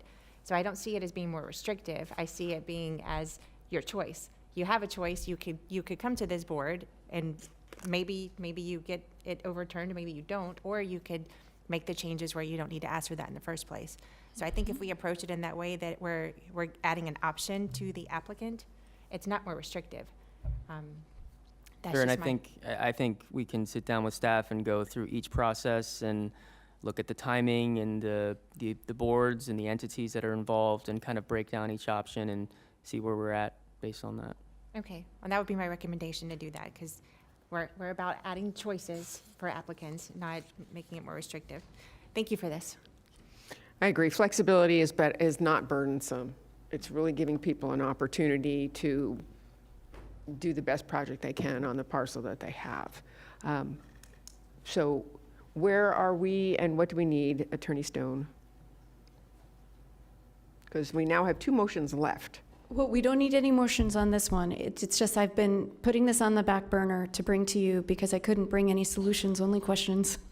So if we've heard you, we'll go back. If you're interested in seeing changes to these, we'll work with Scott and Darren and Wendy, and we'll see what we can do and gnaw on it a little bit more. We just, this has been delayed for like a year because I couldn't come up with the solution, and sometimes it's way easier to come up with the questions and concepts. So if you're supportive of making some changes, of course, we're still going to bring in flex regs to the board independent of a big picture change. But if you're interested in us spending the time to work more, we will work more and then come back. I think you heard consensus that yes, that would be the answer. Commissioner Sachs? Madam Mayor, have we skipped over, or we have an opportunity to discuss government service uses? That's the next, Oh, that's I the can't next wait. part of the presentation. Thank you. All right, so for the finale, government services. We had a discussion a couple months ago from the board. Bring us back information on government services and uses. So we have a government service uses in the code, and what you have, I did the presentation initially on just the government services use, but I went ahead and made a cheat sheet of all the different, and it's in the add delete, of all the different types of uses that also could be considered government services, such as parks, animal shelters, homeless research center, jail, prison, school, landfill, utilities, solid waste transfer, water waste transfer, treatment plant, airport, heliport. There's a bunch of different kinds of government service uses. We also have a public ownership zoning district. So government services use, the use itself is allowed in nearly all zoning districts. The public ownership zoning district is a special zoning district that we put on properties typically that we want to build. Now that zoning district is allowed in all future land use designations, and what you get if you're rezoned to public ownership is you have the ability to apply for deviations from the code, which are not a waiver and they're not a variance, it's a deviation, and I didn't invent that. That's just been around in the code for a long time. So you will see before you sometimes, if you remember the fair, we did a rezoning to a part of the fair, maybe in the spring, and we also had a PO deviation that allowed different setbacks and things because it's the fair. Because sometimes if you're doing government services, you're having a peculiar building that is gonna need a particular design or smokestacks or something. We did a deviation on somewhere near the sheriff. So this is just a slide with some examples of civic and government uses. So the government services use is one of maybe 10 different uses. It's for buildings and facilities owned or operated by a government entity that provides services to the public, and that mentions the handout. This is that one particular use. This is the approval process. Depending on the zoning district, it could vary from a DRO approval to a Board of County Commissioners Class A approval. And again, this is just the government services use. Every use in that matrix can be approved in different ways on the matrix there. Public ownership zoning is something that we give to properties and go before you so we could pursue those public services. And then that's the public ownership deviation. It's kind of a variance or waiver, but it's not. It's something that you approve when there's a government facility that needs some sort of alternate design. So we don't have any findings on this one. We don't have any recommendations. And another, I should say, another government kind of operation is the natural areas that has its own future land use designation conservation and its own zoning district, the preservation conservation. I didn't put those in this. But yeah, there's government services uses, there's government facilities, there's different approval processes, and that's just what we wanted to present, purely information on this one. Commissioner Sacks? Thank you so much. Could you just repeat what you said about government uses in public lands? So if there is a park and the government wants to put in a use, could be a post office, right? Could be anything that the government wants to do as a public use, they would then be able to go into that public park or conservation area and without any approval by the public, which is where the public. The natural areas, they can't do anything in those areas. In the natural land. In the natural We lands. just But had a in- great example of that with the pickleball courts in our natural lands. But how about, what's a public land as opposed to a natural area? Well, for example, Lake Lytle Park is public ownership zoning, and outside of zoning arena, there was an agreement on the new YMCA. So that was an item that went to the board, and then when we reviewed it, and because it was public ownership zoning, it was permitted by right, so they went to the building permit, and zoning staff only reviewed it for concurrency purposes, which is water, sewer, paving, drainage kind of things. Right, but if the government decided they were going to put some government use in a public park, in one of our parks, I just want to be sure, as we discuss this, as you review it, that we have some notice and an opportunity to be heard about it. That public park may be next to, a school or, and I think I would like for you to look into other government uses in our public parks. As to whether they can do it or not is a different issue. I'd like to see it that it would be up for public review.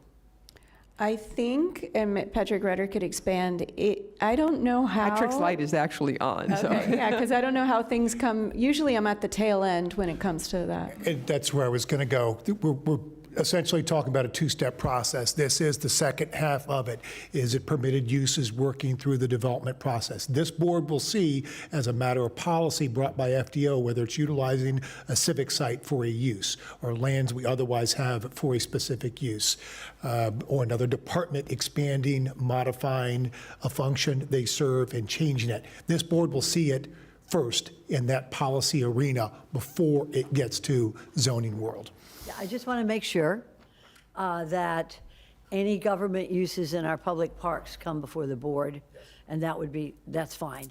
And then the second thing, which has always concerned me, is, actually there's two other things. One is an example of putting in a division of driver's licenses in an area that was not subject to public discussion. And I know that we've had discussions about that, and I don't want to point that particular one out. It's just that this has been up for discussion, and a lot of discussion in my district. Will we be able to at least review having the public have a discussion as to whether some of these government services will be allowed in their districts? Well, currently this slide shows the different kinds of zoning districts and the different type of approval process. If it was agricultural residential or a residential zoning district, a constitutional officer request would have to go before this board as a Class A approval. But some of the zoning districts, such as urban center, urban infill, agricultural reserve, institutional public facilities, some of those other zoning districts, it just is a DRO administrative approval. And So that's what something I'd like to review. And I know there's been discussion on this, because I know you mentioned unless they have an alternative design or a waiver, otherwise it just goes right in the agricultural reserve, and any of the districts here that would be considered that, such as the urban, central urban, we just have a DRO approval, and that could be for any government use just moving right into our district without us having this open discussion. And that's something I would hope that you would review closer as this item moves forward. And a third thing that is an issue to me is to have law enforcement, which is a government use, as defined here, move into an area that could be next to a church, next to a school, next to the Caridad Center, and I'm talking about ICE. And I think that this is something that we need to keep an eye on and at least have this discussion come before the board before they have a unilateral, permission to put one of these law enforcement stations close to an area that may not be the best suited for that type of law enforcement.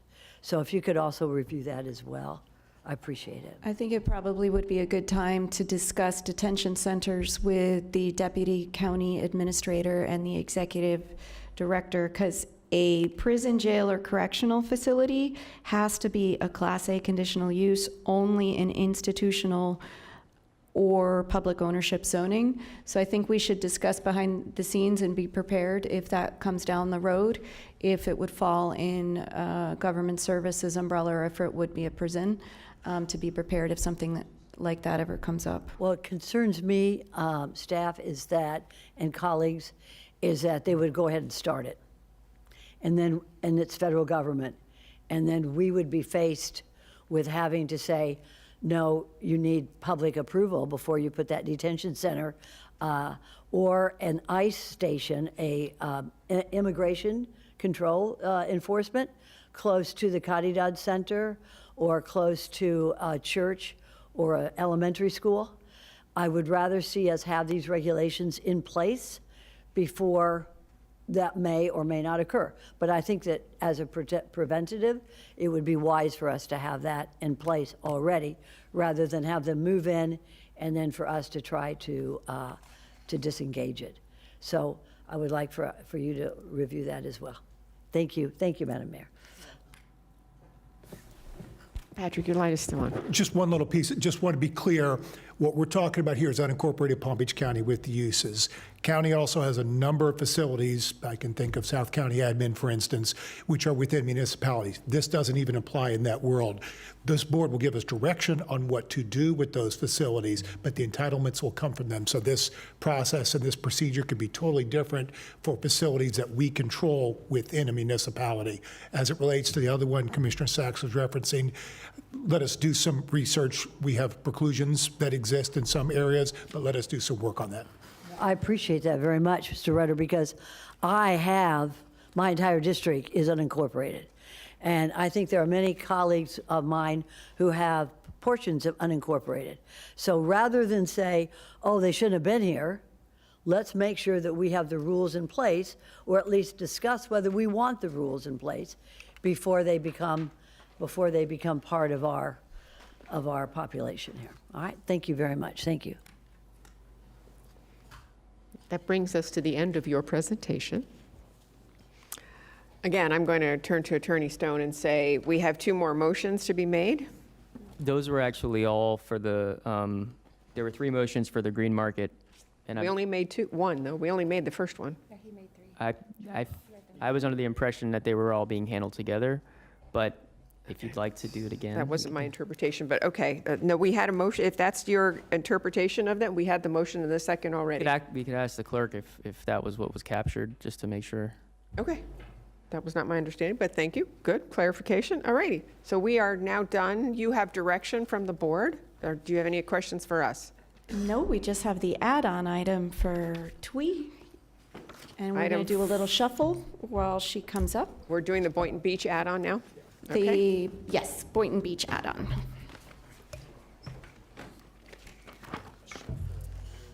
I know.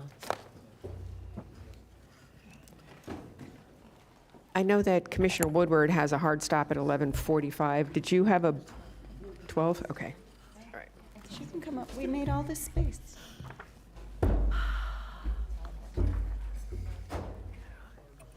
Hard on, I mean the add-on. Say that. I didn't say that, did I?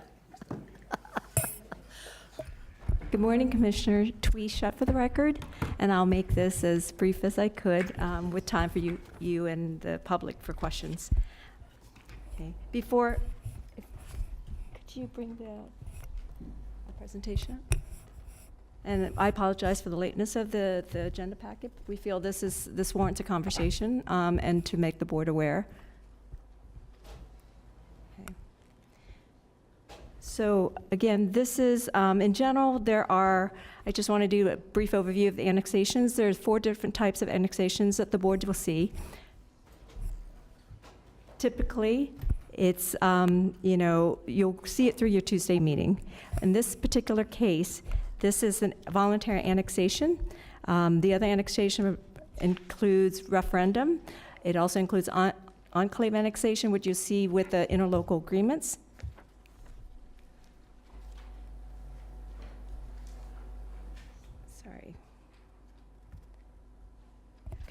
Sorry. Again, legislative. And then also the special, or we call it the exclusive method of voluntary annexations. So what we're going to go through right now is just the voluntary annexation. Again, annexation is covered under the Florida statutes, Chapter 171, and those various annexations have been described under this chapter. The 2 that we are looking at today is a part of the larger piece that the city of Boynton Beach had discussed with their commissioners and their constituency back in January 16th, 2024. It's a very large annexation area as shown on here. This is an excerpt from the City Commission presentation back in January. And it would entail approximately 34,000 residents, possibly if all these areas were to be entertained to be annexed. Again, on the top left, yellow square, that is the Palmyra annexation that we will be looking to update you.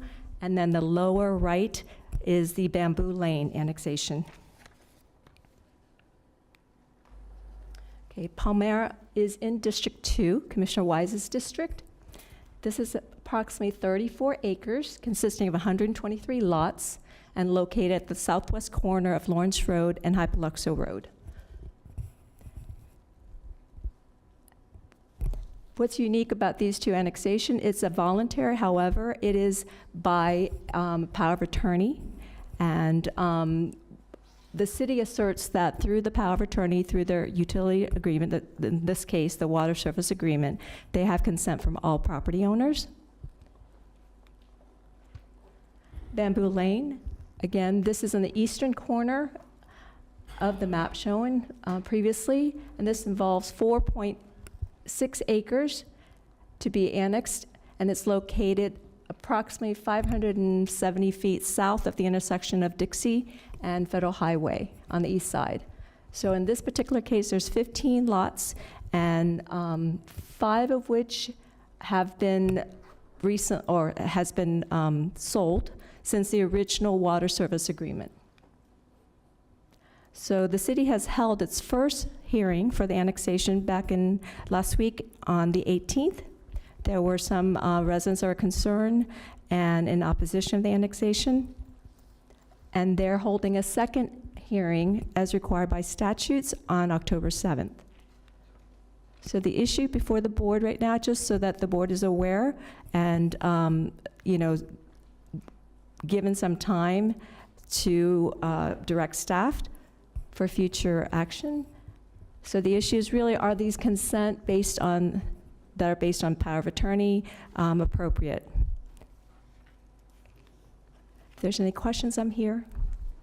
And Darren also can answer. Thank you. We actually have 2 cards. Commissioner Weiss, you want to go before the cards or after? Okay. Barbara Roth and Debbie Murphy.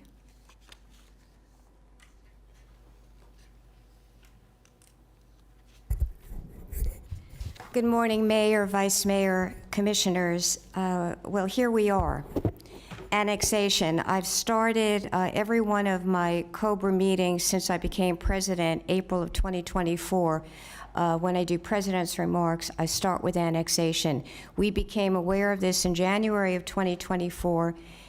We have been circulating a petition for a year and a half.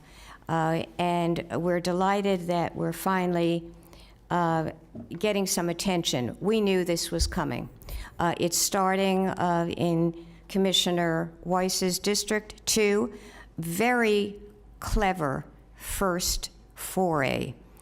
Salvo, I would say, because Palmyra is an unusual situation, half city, half county. We can get into a whole discussion about voluntary, and I welcome questions to allow me to elaborate, but I don't want to take too much time now. They're starting in District 2. There's also a notice in Monday's Palm Beach Post for a piece of commercial property on the north side of Boynton Beach Boulevard, also District 2, and there were no postings for that.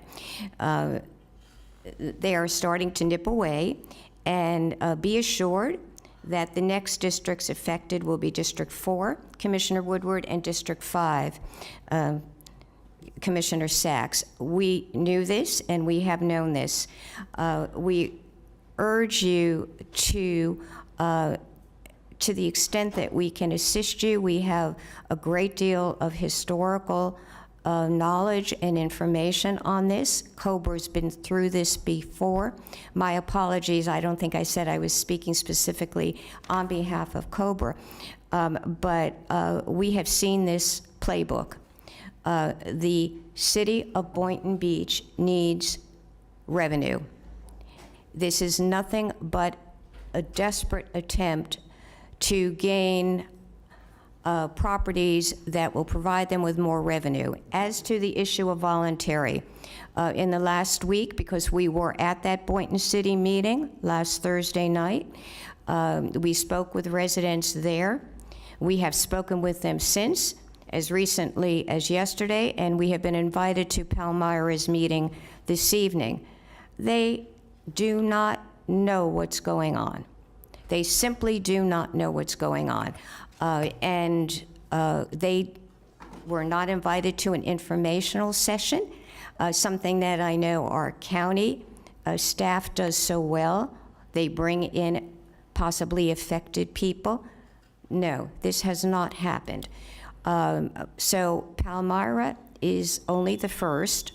And again, I would welcome any questions to go on. My colleague Debbie Murphy will continue.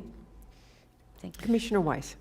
Thank you. Thank you, Barbara, for being here and taking time to come and talk to us about this. I obviously have deep concerns about this, and I'd like to ask you more about this voluntary. And I know I have an understanding of it, but can you share with us your understanding of how they're going about to try and do this? The issue of power of attorney is something that we've been looking at along with our partners, the first responders in Palm Beach County, and I should say your amazing first responders, fire rescue, and PBSO, have been looking into the issue of what are legitimate powers of attorney. Case by case, we have heard that people have been told, I took an oath to tell the truth today, so I cannot give you those names. People have been told that they have no choice, that because they're receiving water services from the city, that they must sign this over. You will see on some of those that the power of attorney has been signed over to the city manager of the city of Boynton Beach, and that's what you'll see on the bottom of some of this documentation. These people bought a home in a lovely community. They flush their toilets, they turn their faucet on, they've got their services. They did not expect or understand. And by the way, that whole issue of the cost to them has been misreported as recently as in today's Palm Beach Post. It will absolutely cost them more to live, to be listed as the city of Boynton Beach and pay taxes to the city. In addition, some people have looked at the relative cost to their home insurance and their automobile insurance because they suddenly live in the city of Boynton Beach. So I'm sorry I got off the power of attorney issue, but it's all connected, and especially in terms of the residents not understanding. And were you, I mean, I think I read the same article, but are you aware of people being threatened with their water being disconnected if they don't sign the power of attorney? I cannot say that I'm aware of that.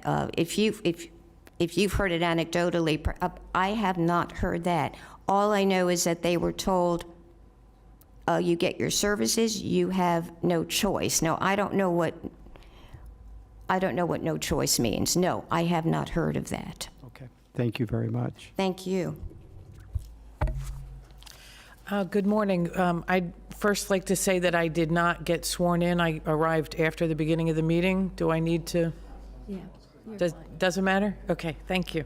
Good morning, Mayor, Vice Mayor, Commissioners.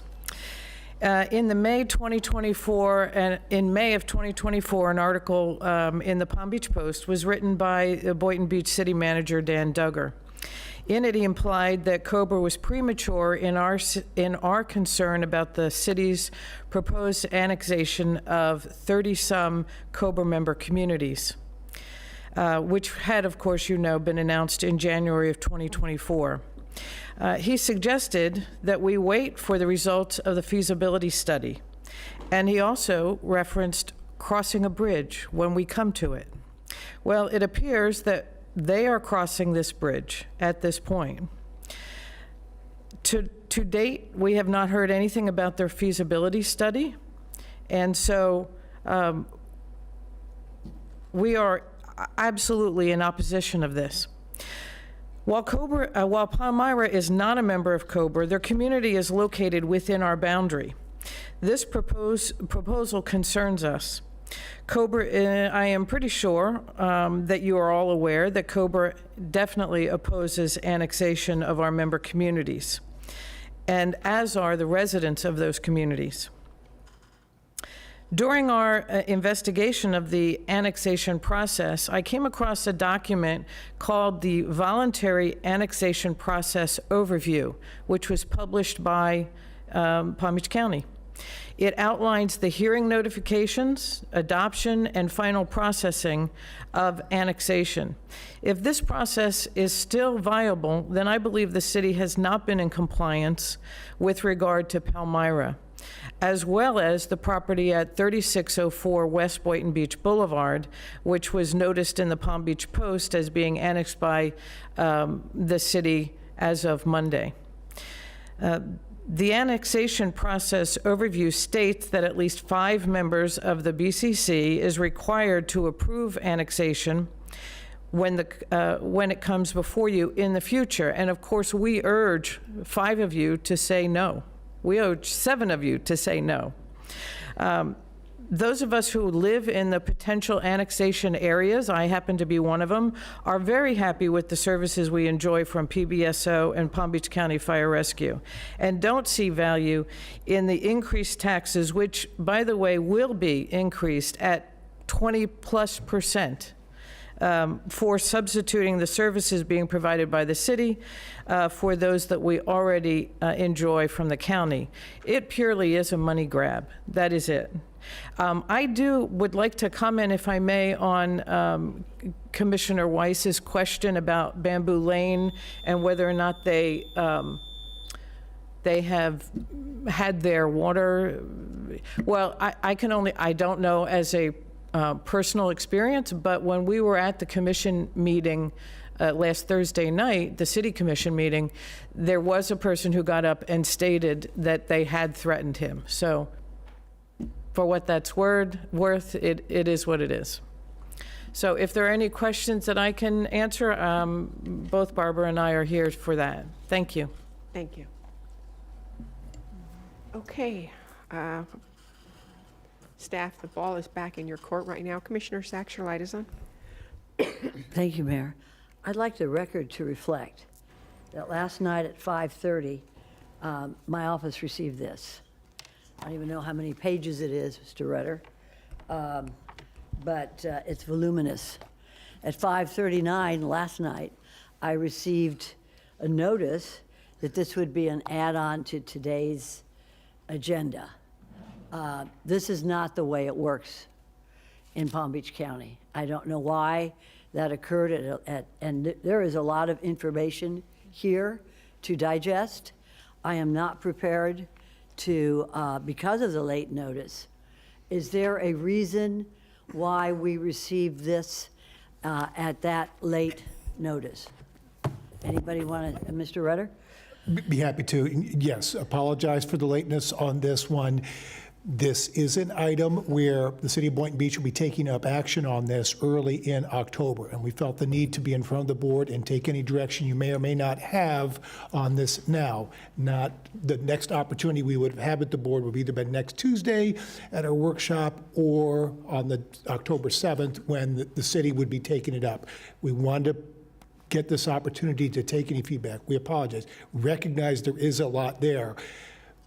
But as we have done in the past, over the past year and a half or so, where we've had a variety of different annexation presentations, if you will, a number of types that have occurred through time, and we've always come to this board to get any feedback or direction you have, felt it very important to do this. Respect that. We would love to get it faster, understand this is unfortunately as quickly as we could.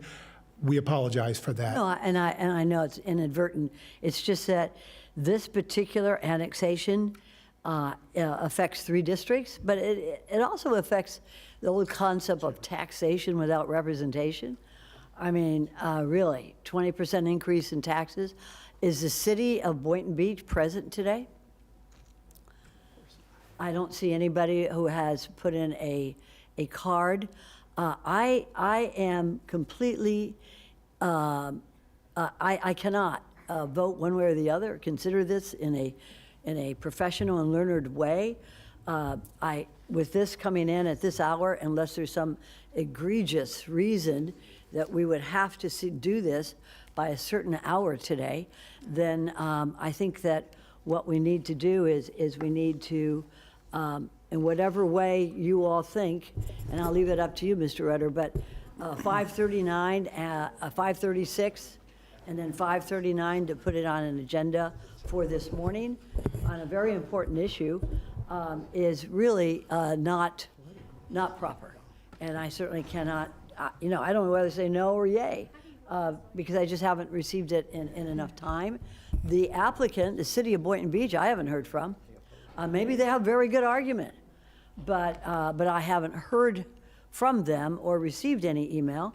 And I'm speaking only on behalf of myself. I don't know about my colleagues, but I cannot make a decision on this today. Thank you. So if I may. Go ahead, Darren. At this time, there's not a decision for this board to make, other than you could direct us to send a letter of objection, right? But at this point, until the city actually approves the ordinance at the second reading, at that time, we can do a resolution to initiate 164 procedures to challenge the annexation if we want to, but that's at a later date. That's not now. So right now, it's to bring it to your attention, and if you want to direct us to send a letter of objection. Well, I'm going to hand this off to Commissioner Weiss. First, thank you. Thank you. And absolutely, Senda, I would ask that my colleagues support sending a letter of objection. The way this is being handled, the residents have not had an opportunity to speak on this, to be well informed about what is happening. I think this whole thing needs to be slowed down by our colleagues down in Boynton Beach to give them an opportunity to understand what's in front of them. The whole idea that this idea of power of attorney gives them the right to voluntarily annex, I think that's a novel concept, but I also would like our staff to look at, is it possible for us to provide water to these communities and replace Boynton Beach with providing their water utility? I think there's, to the extent this is something that, I've never seen a feasibility report. I read that same article. They said, oh yeah, there was going to be a feasibility report. It never happened. You want to say something to Yeah, just so you know, the board directed me when I first came on board in June because of the questions that the public had forwarded to us to pay attention and have regular meetings, and we've been having, communication with the staff at the city quarterly, and you've been provided pretty much quarterly the status of that, which is no change. As late as the last quarterly report we just gave you, and I usually do it under the planning director's comments. We did come because these two were advertised for August 19th, and that didn't meet our statutory requirements, so they postponed it until last Thursday and upcoming October. But yes, so we are in contact with the city staff, and the report on the feasibility study has not changed. They have not given us any updates on that at all, other than there's nothing that's changed. So we have not received any. Thank you. All right. Really, I mean, that's the crux of my comments on this. I'll second Mr. Thank you. Commissioner Woodward and then Vice Mayor Baxter. Thank you, Mayor. And I would like to, I agree with what Commissioner Weiss is asking. My little parcel, it's much smaller. It's one of those little pockets that's surrounded. However, I'm reading this, and the 5 parcels have the power of attorney that's not signed, and then the 10 have it through the water service agreement. I just, I think that this is not a great way to do this. And these are well, whether they're in the city or the county, they're our constituents, but in this case, it's important that we know what, I'd like to hear from them. And I think, that's part of what's happening here, but they're going to second hearing on October 7th.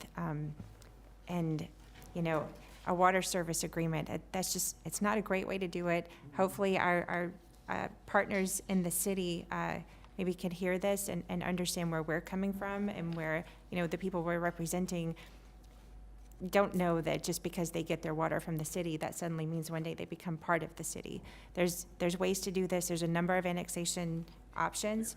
I think that hopefully we could come to a better way to get there if this ends up happening instead of, just saying you have power of attorney because of a water agreement. So I would support the letter, and hopefully they hear us. Vice Mayor. Thank you, Madam Mayor. I do support the letter, so thank you. Also, I wanted to ask, what is the legality of them being able to disconnect their water if they don't agree to this? So I don't know for sure, but I would think that from the town's perspective, they're arguing that they already have the consents, all the consents that they need through these powers of attorney. So there will be no disconnection of water because they're just going to go through with this, and that's going to be the end of it, right? Unless they get challenged. So that's been their position to us, is that they feel that they're on solid legal ground. Our position is that these powers of attorney, especially the ones that haven't been signed by the current owners, are tenuous and not necessarily comply with the statute. And so that's our primary issue. I think it's egregious trying to not give residents a voice or a vote in the matter if they want to participate in saying you have no options. Here you go, you have to do this. It's very sad. I would like if we can maybe get some information and potentially with all the misinformation out there, and I don't know what this will look at legally, if you could bring us back some information that we may be able to send out to those residents, because they are Palm Beach County residents. Yes, they live in the city, but send out information to them. I don't know if what that looks like, a postcard with a QR code that takes them to a site. I don't know. I'll leave that up to you guys. But just so that they know that is it legal for them to what they can and can't do? What are their options? I think the worst thing as a resident is feeling you have no options. Well, they do. So they would have standing if or this. They don't live in the city yet. Excuse me. So they. If they don't want to. Yeah. So, let's say October 7th comes, the city approves it. They would have standing to challenge the city's adoption of that ordinance. Because they are in the annexation area, they are considered an affected party, and so they would have standing to challenge, which would be by, we discussed it earlier, a petition for certiorari in the circuit court. And again, I think getting that, letting them know if we can get a legal opinion, we have plenty of attorneys, and be able to send that to them on what their options are. We're not telling them what to do, but say you have options. I'm loath to give them legal advice. I'm not their attorneys, but I understand sending them a notice and pointing them to the statutes so that they could certainly decide what they want to do. That would be amazing. Thank you. Just to add, Commissioners and Mayor and Vice Mayor, we do have an annexation webpage on the Planning Division that also has all the annexations, all the types of annexations on there. But I'll be more than happy if there's anyone that has any questions, we can walk them through that, because it is a lot of legal language that they're not used to as specified in this. And this is unusual because we haven't, in my time here and even former life here, haven't had one of these. And interestingly enough, while this is in South County that's happening, some of this same verbiage is up in Jupiter. and that would affect some unincorporated areas in Jupiter also. I guess our question is, what is the legality of being able to put into these documents that you're turning over your power of attorney? And unless they've been questioned before, we don't have the answer to that, and that's really what we'd be searching also. Right, and I have not been able to find any case law on point on this issue. I'm not aware of any situation where voluntary annexation has been processed through this power of attorney, but I am aware that it is out there. There are other jurisdictions that have these similar powers of attorney. So it's a gray area of the law. Unless they're questioned about it. Correct. they're gonna Unless somebody continue to do challenges this. it, yes, we're not going to see any type of The decision. county's going to challenge this. I think I speak for the rest of the board when I say the county is going to challenge this on all fronts. It also sounds like we may have some landowners that may. Well, they have our support. Commissioner Sacks and Commissioner Flores. You're absolutely correct, Mayor and Vice Mayor. This is an issue that is, it's really, to summarize it, and thanks, Twee, for all the work you've done on it. There are pockets in the county that are county. They're not city. They do not belong to a city. They're county. But for some reason, they are receiving city services. Therefore, there is the argument that by their receiving city services, they are going to be annexed into the city and subject to city taxation. This is a legal issue. And the attorney for the cities need to file something in circuit court to annex property that belongs to the county and to bring residents into additional taxation. So this is a legal issue. It's an interesting legal issue because now these residents who have always been members of the county are going to be subject to additional taxation without a vote. If a neighborhood says, I want to be part of the city, let them have a referendum and vote to be part of the city. But just to say, you're getting city water, you must be part of our city, subject to library taxation, all the other taxation that cities have. So this is really an issue for the county, for the lawyers, not really for a Board of County Commissioners. And I would recommend to our county lawyers that you handle this, please, and then report back to us, because I've got residents, every one of us, you know, Commissioner Weiss, also Commissioner Woodward and myself, but not so much myself, but we have residents that could be subject to additional taxation without any type of representation. So if I may, Madam Mayor, if I could ask our attorneys to review this and give us a report so that we can best represent our residents, and certainly COBRA represents how many 100,000 residents in West Boynton, to let people have a concise, legal argument that we should, as county, tell the city attorneys what our argument is. Right. And if so you could do that, sir, could you? We will send the city the objection letter, and then if they approve the annexation, we will have to come back to you to get a resolution to initiate the 164 intergovernmental dispute resolution process. We also need, if I may, an opinion letter from our county attorney's office as to the legality of cities attempting to annex county property without due process. Can we have that opinion letter? That is, so there are statutory ways that the city can annex property. I'm not sure what kind of an opinion letter, other than summarizing those processes. Is Yes, that- sir, especially for what the issue is today on this. Fine. So that we have a legal basis for what we want to say to our constituents. If I may, Madam Mayor, if we could have an opinion letter from our county attorney's office stating on this particular Boynton Beach that this is the law, this is where the county's position is on this, that's why it's an opinion Well, letter. that would be the objection letter. Exactly. No, it isn't, Well, sir. why would it would be if I'm going to send a letter of objection to the city saying these are the legal reasons we think your Send it to objection. us. Yeah, Opinion letter is a little different than a letter of objection, okay. sir. I will do both. Thank you, sir. Thank you, madam. Commissioner Flores. Yeah, I think this board is all in agreement from what it sounds like. We would like to appeal this.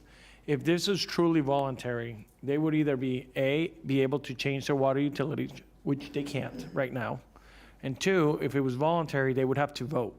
They're not getting a vote here. They're being forced to go in there. So I think there's some legality here that they should be protected. And I don't want to discuss it right now. What I want you to do, and our legal team, is to go back and arm this board to be able to represent these people and help them. Because if they want to go out and have a vote and they get a referendum, they decide that they willingly are going into Boynton Beach, then that's fine by me, because that was their decision. But what they're doing is not that. So arm us, this board, to be able to make a decision to be able to appeal this on behalf of these residents, who are our residents.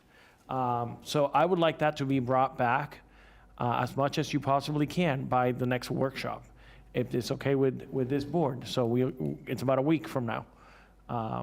And I think you have direction from Commissioner Weiss to also write this letter. Just for clarification, we can't object until they vote, correct? No, we can send them an objection letter, and they can do what they want with it. Okay. They can include that in say their yay, presentation. they can say, no, we disagree, we approve. Once they've approved, then we have 30 days to come back and begin the dispute, the intergovernmental dispute initiation. And then the residents also have 30 days from that time to file any court challenges that they want. So I think I can close the loop on this. The board is against this. The board wants a letter sent, and they want an opinion letter sent, which Commissioner Sachs has already asked for. Is that doable? I think so, yeah. Okay, then I think we have consensus. And it'll be September 30th workshop meeting? As We'll fast as you agenda can that. bring it to us. Okay, all right. Okay? Thank you. All right, I think we're done with this. So now we are on to the end of our agenda. And any comments from any of our directors? Go right ahead. I'm sorry. I wanted to just update you on our customer assistance team that we're developing over at Planning, Zoning, and Building. We are in a very soft launch on that. That's going to be used to help. Yes, I left a memo there for you to have a little more detail on it. We're not doing referrals as of yet, but we have 2 people that are committed to working on the business plan and the model and everything. So we'll be bringing more updates to you as we fully launch that. And then I have some bittersweet news to share with you. Our current zoning director is actually moving on to another role.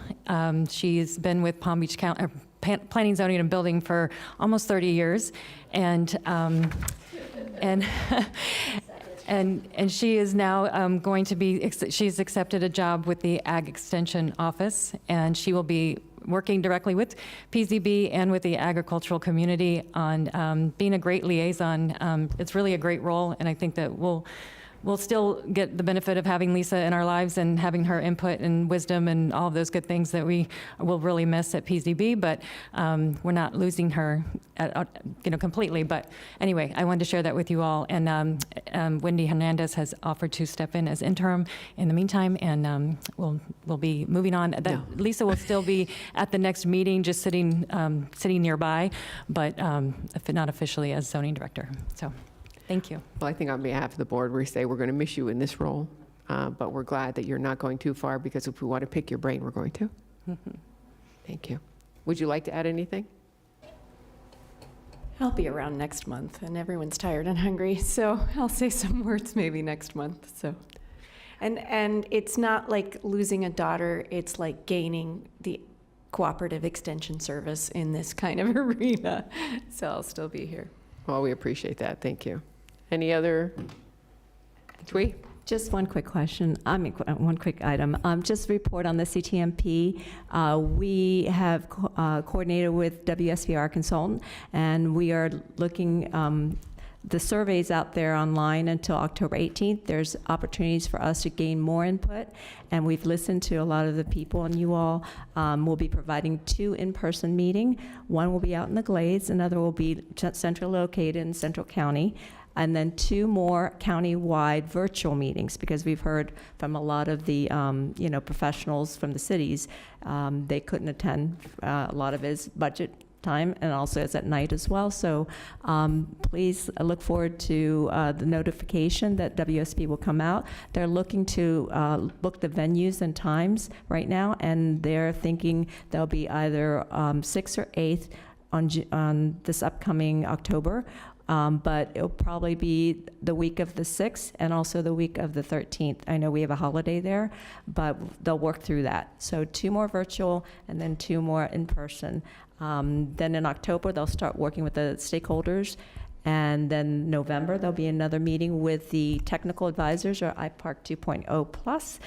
And then also there'll be a SOAR analysis in December. So many exciting things to happen.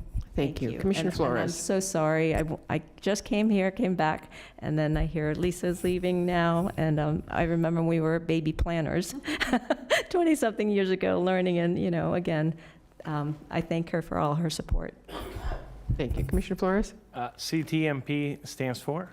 I'm so sorry. Countywide Transportation Master Plan. Thank you. There's a lot of people at home that watch, and when we use acronyms, not everyone understands. I understand. It's like Morse code. Commissioner Sacks? Ms. Amara's transfer is really subject to board approval.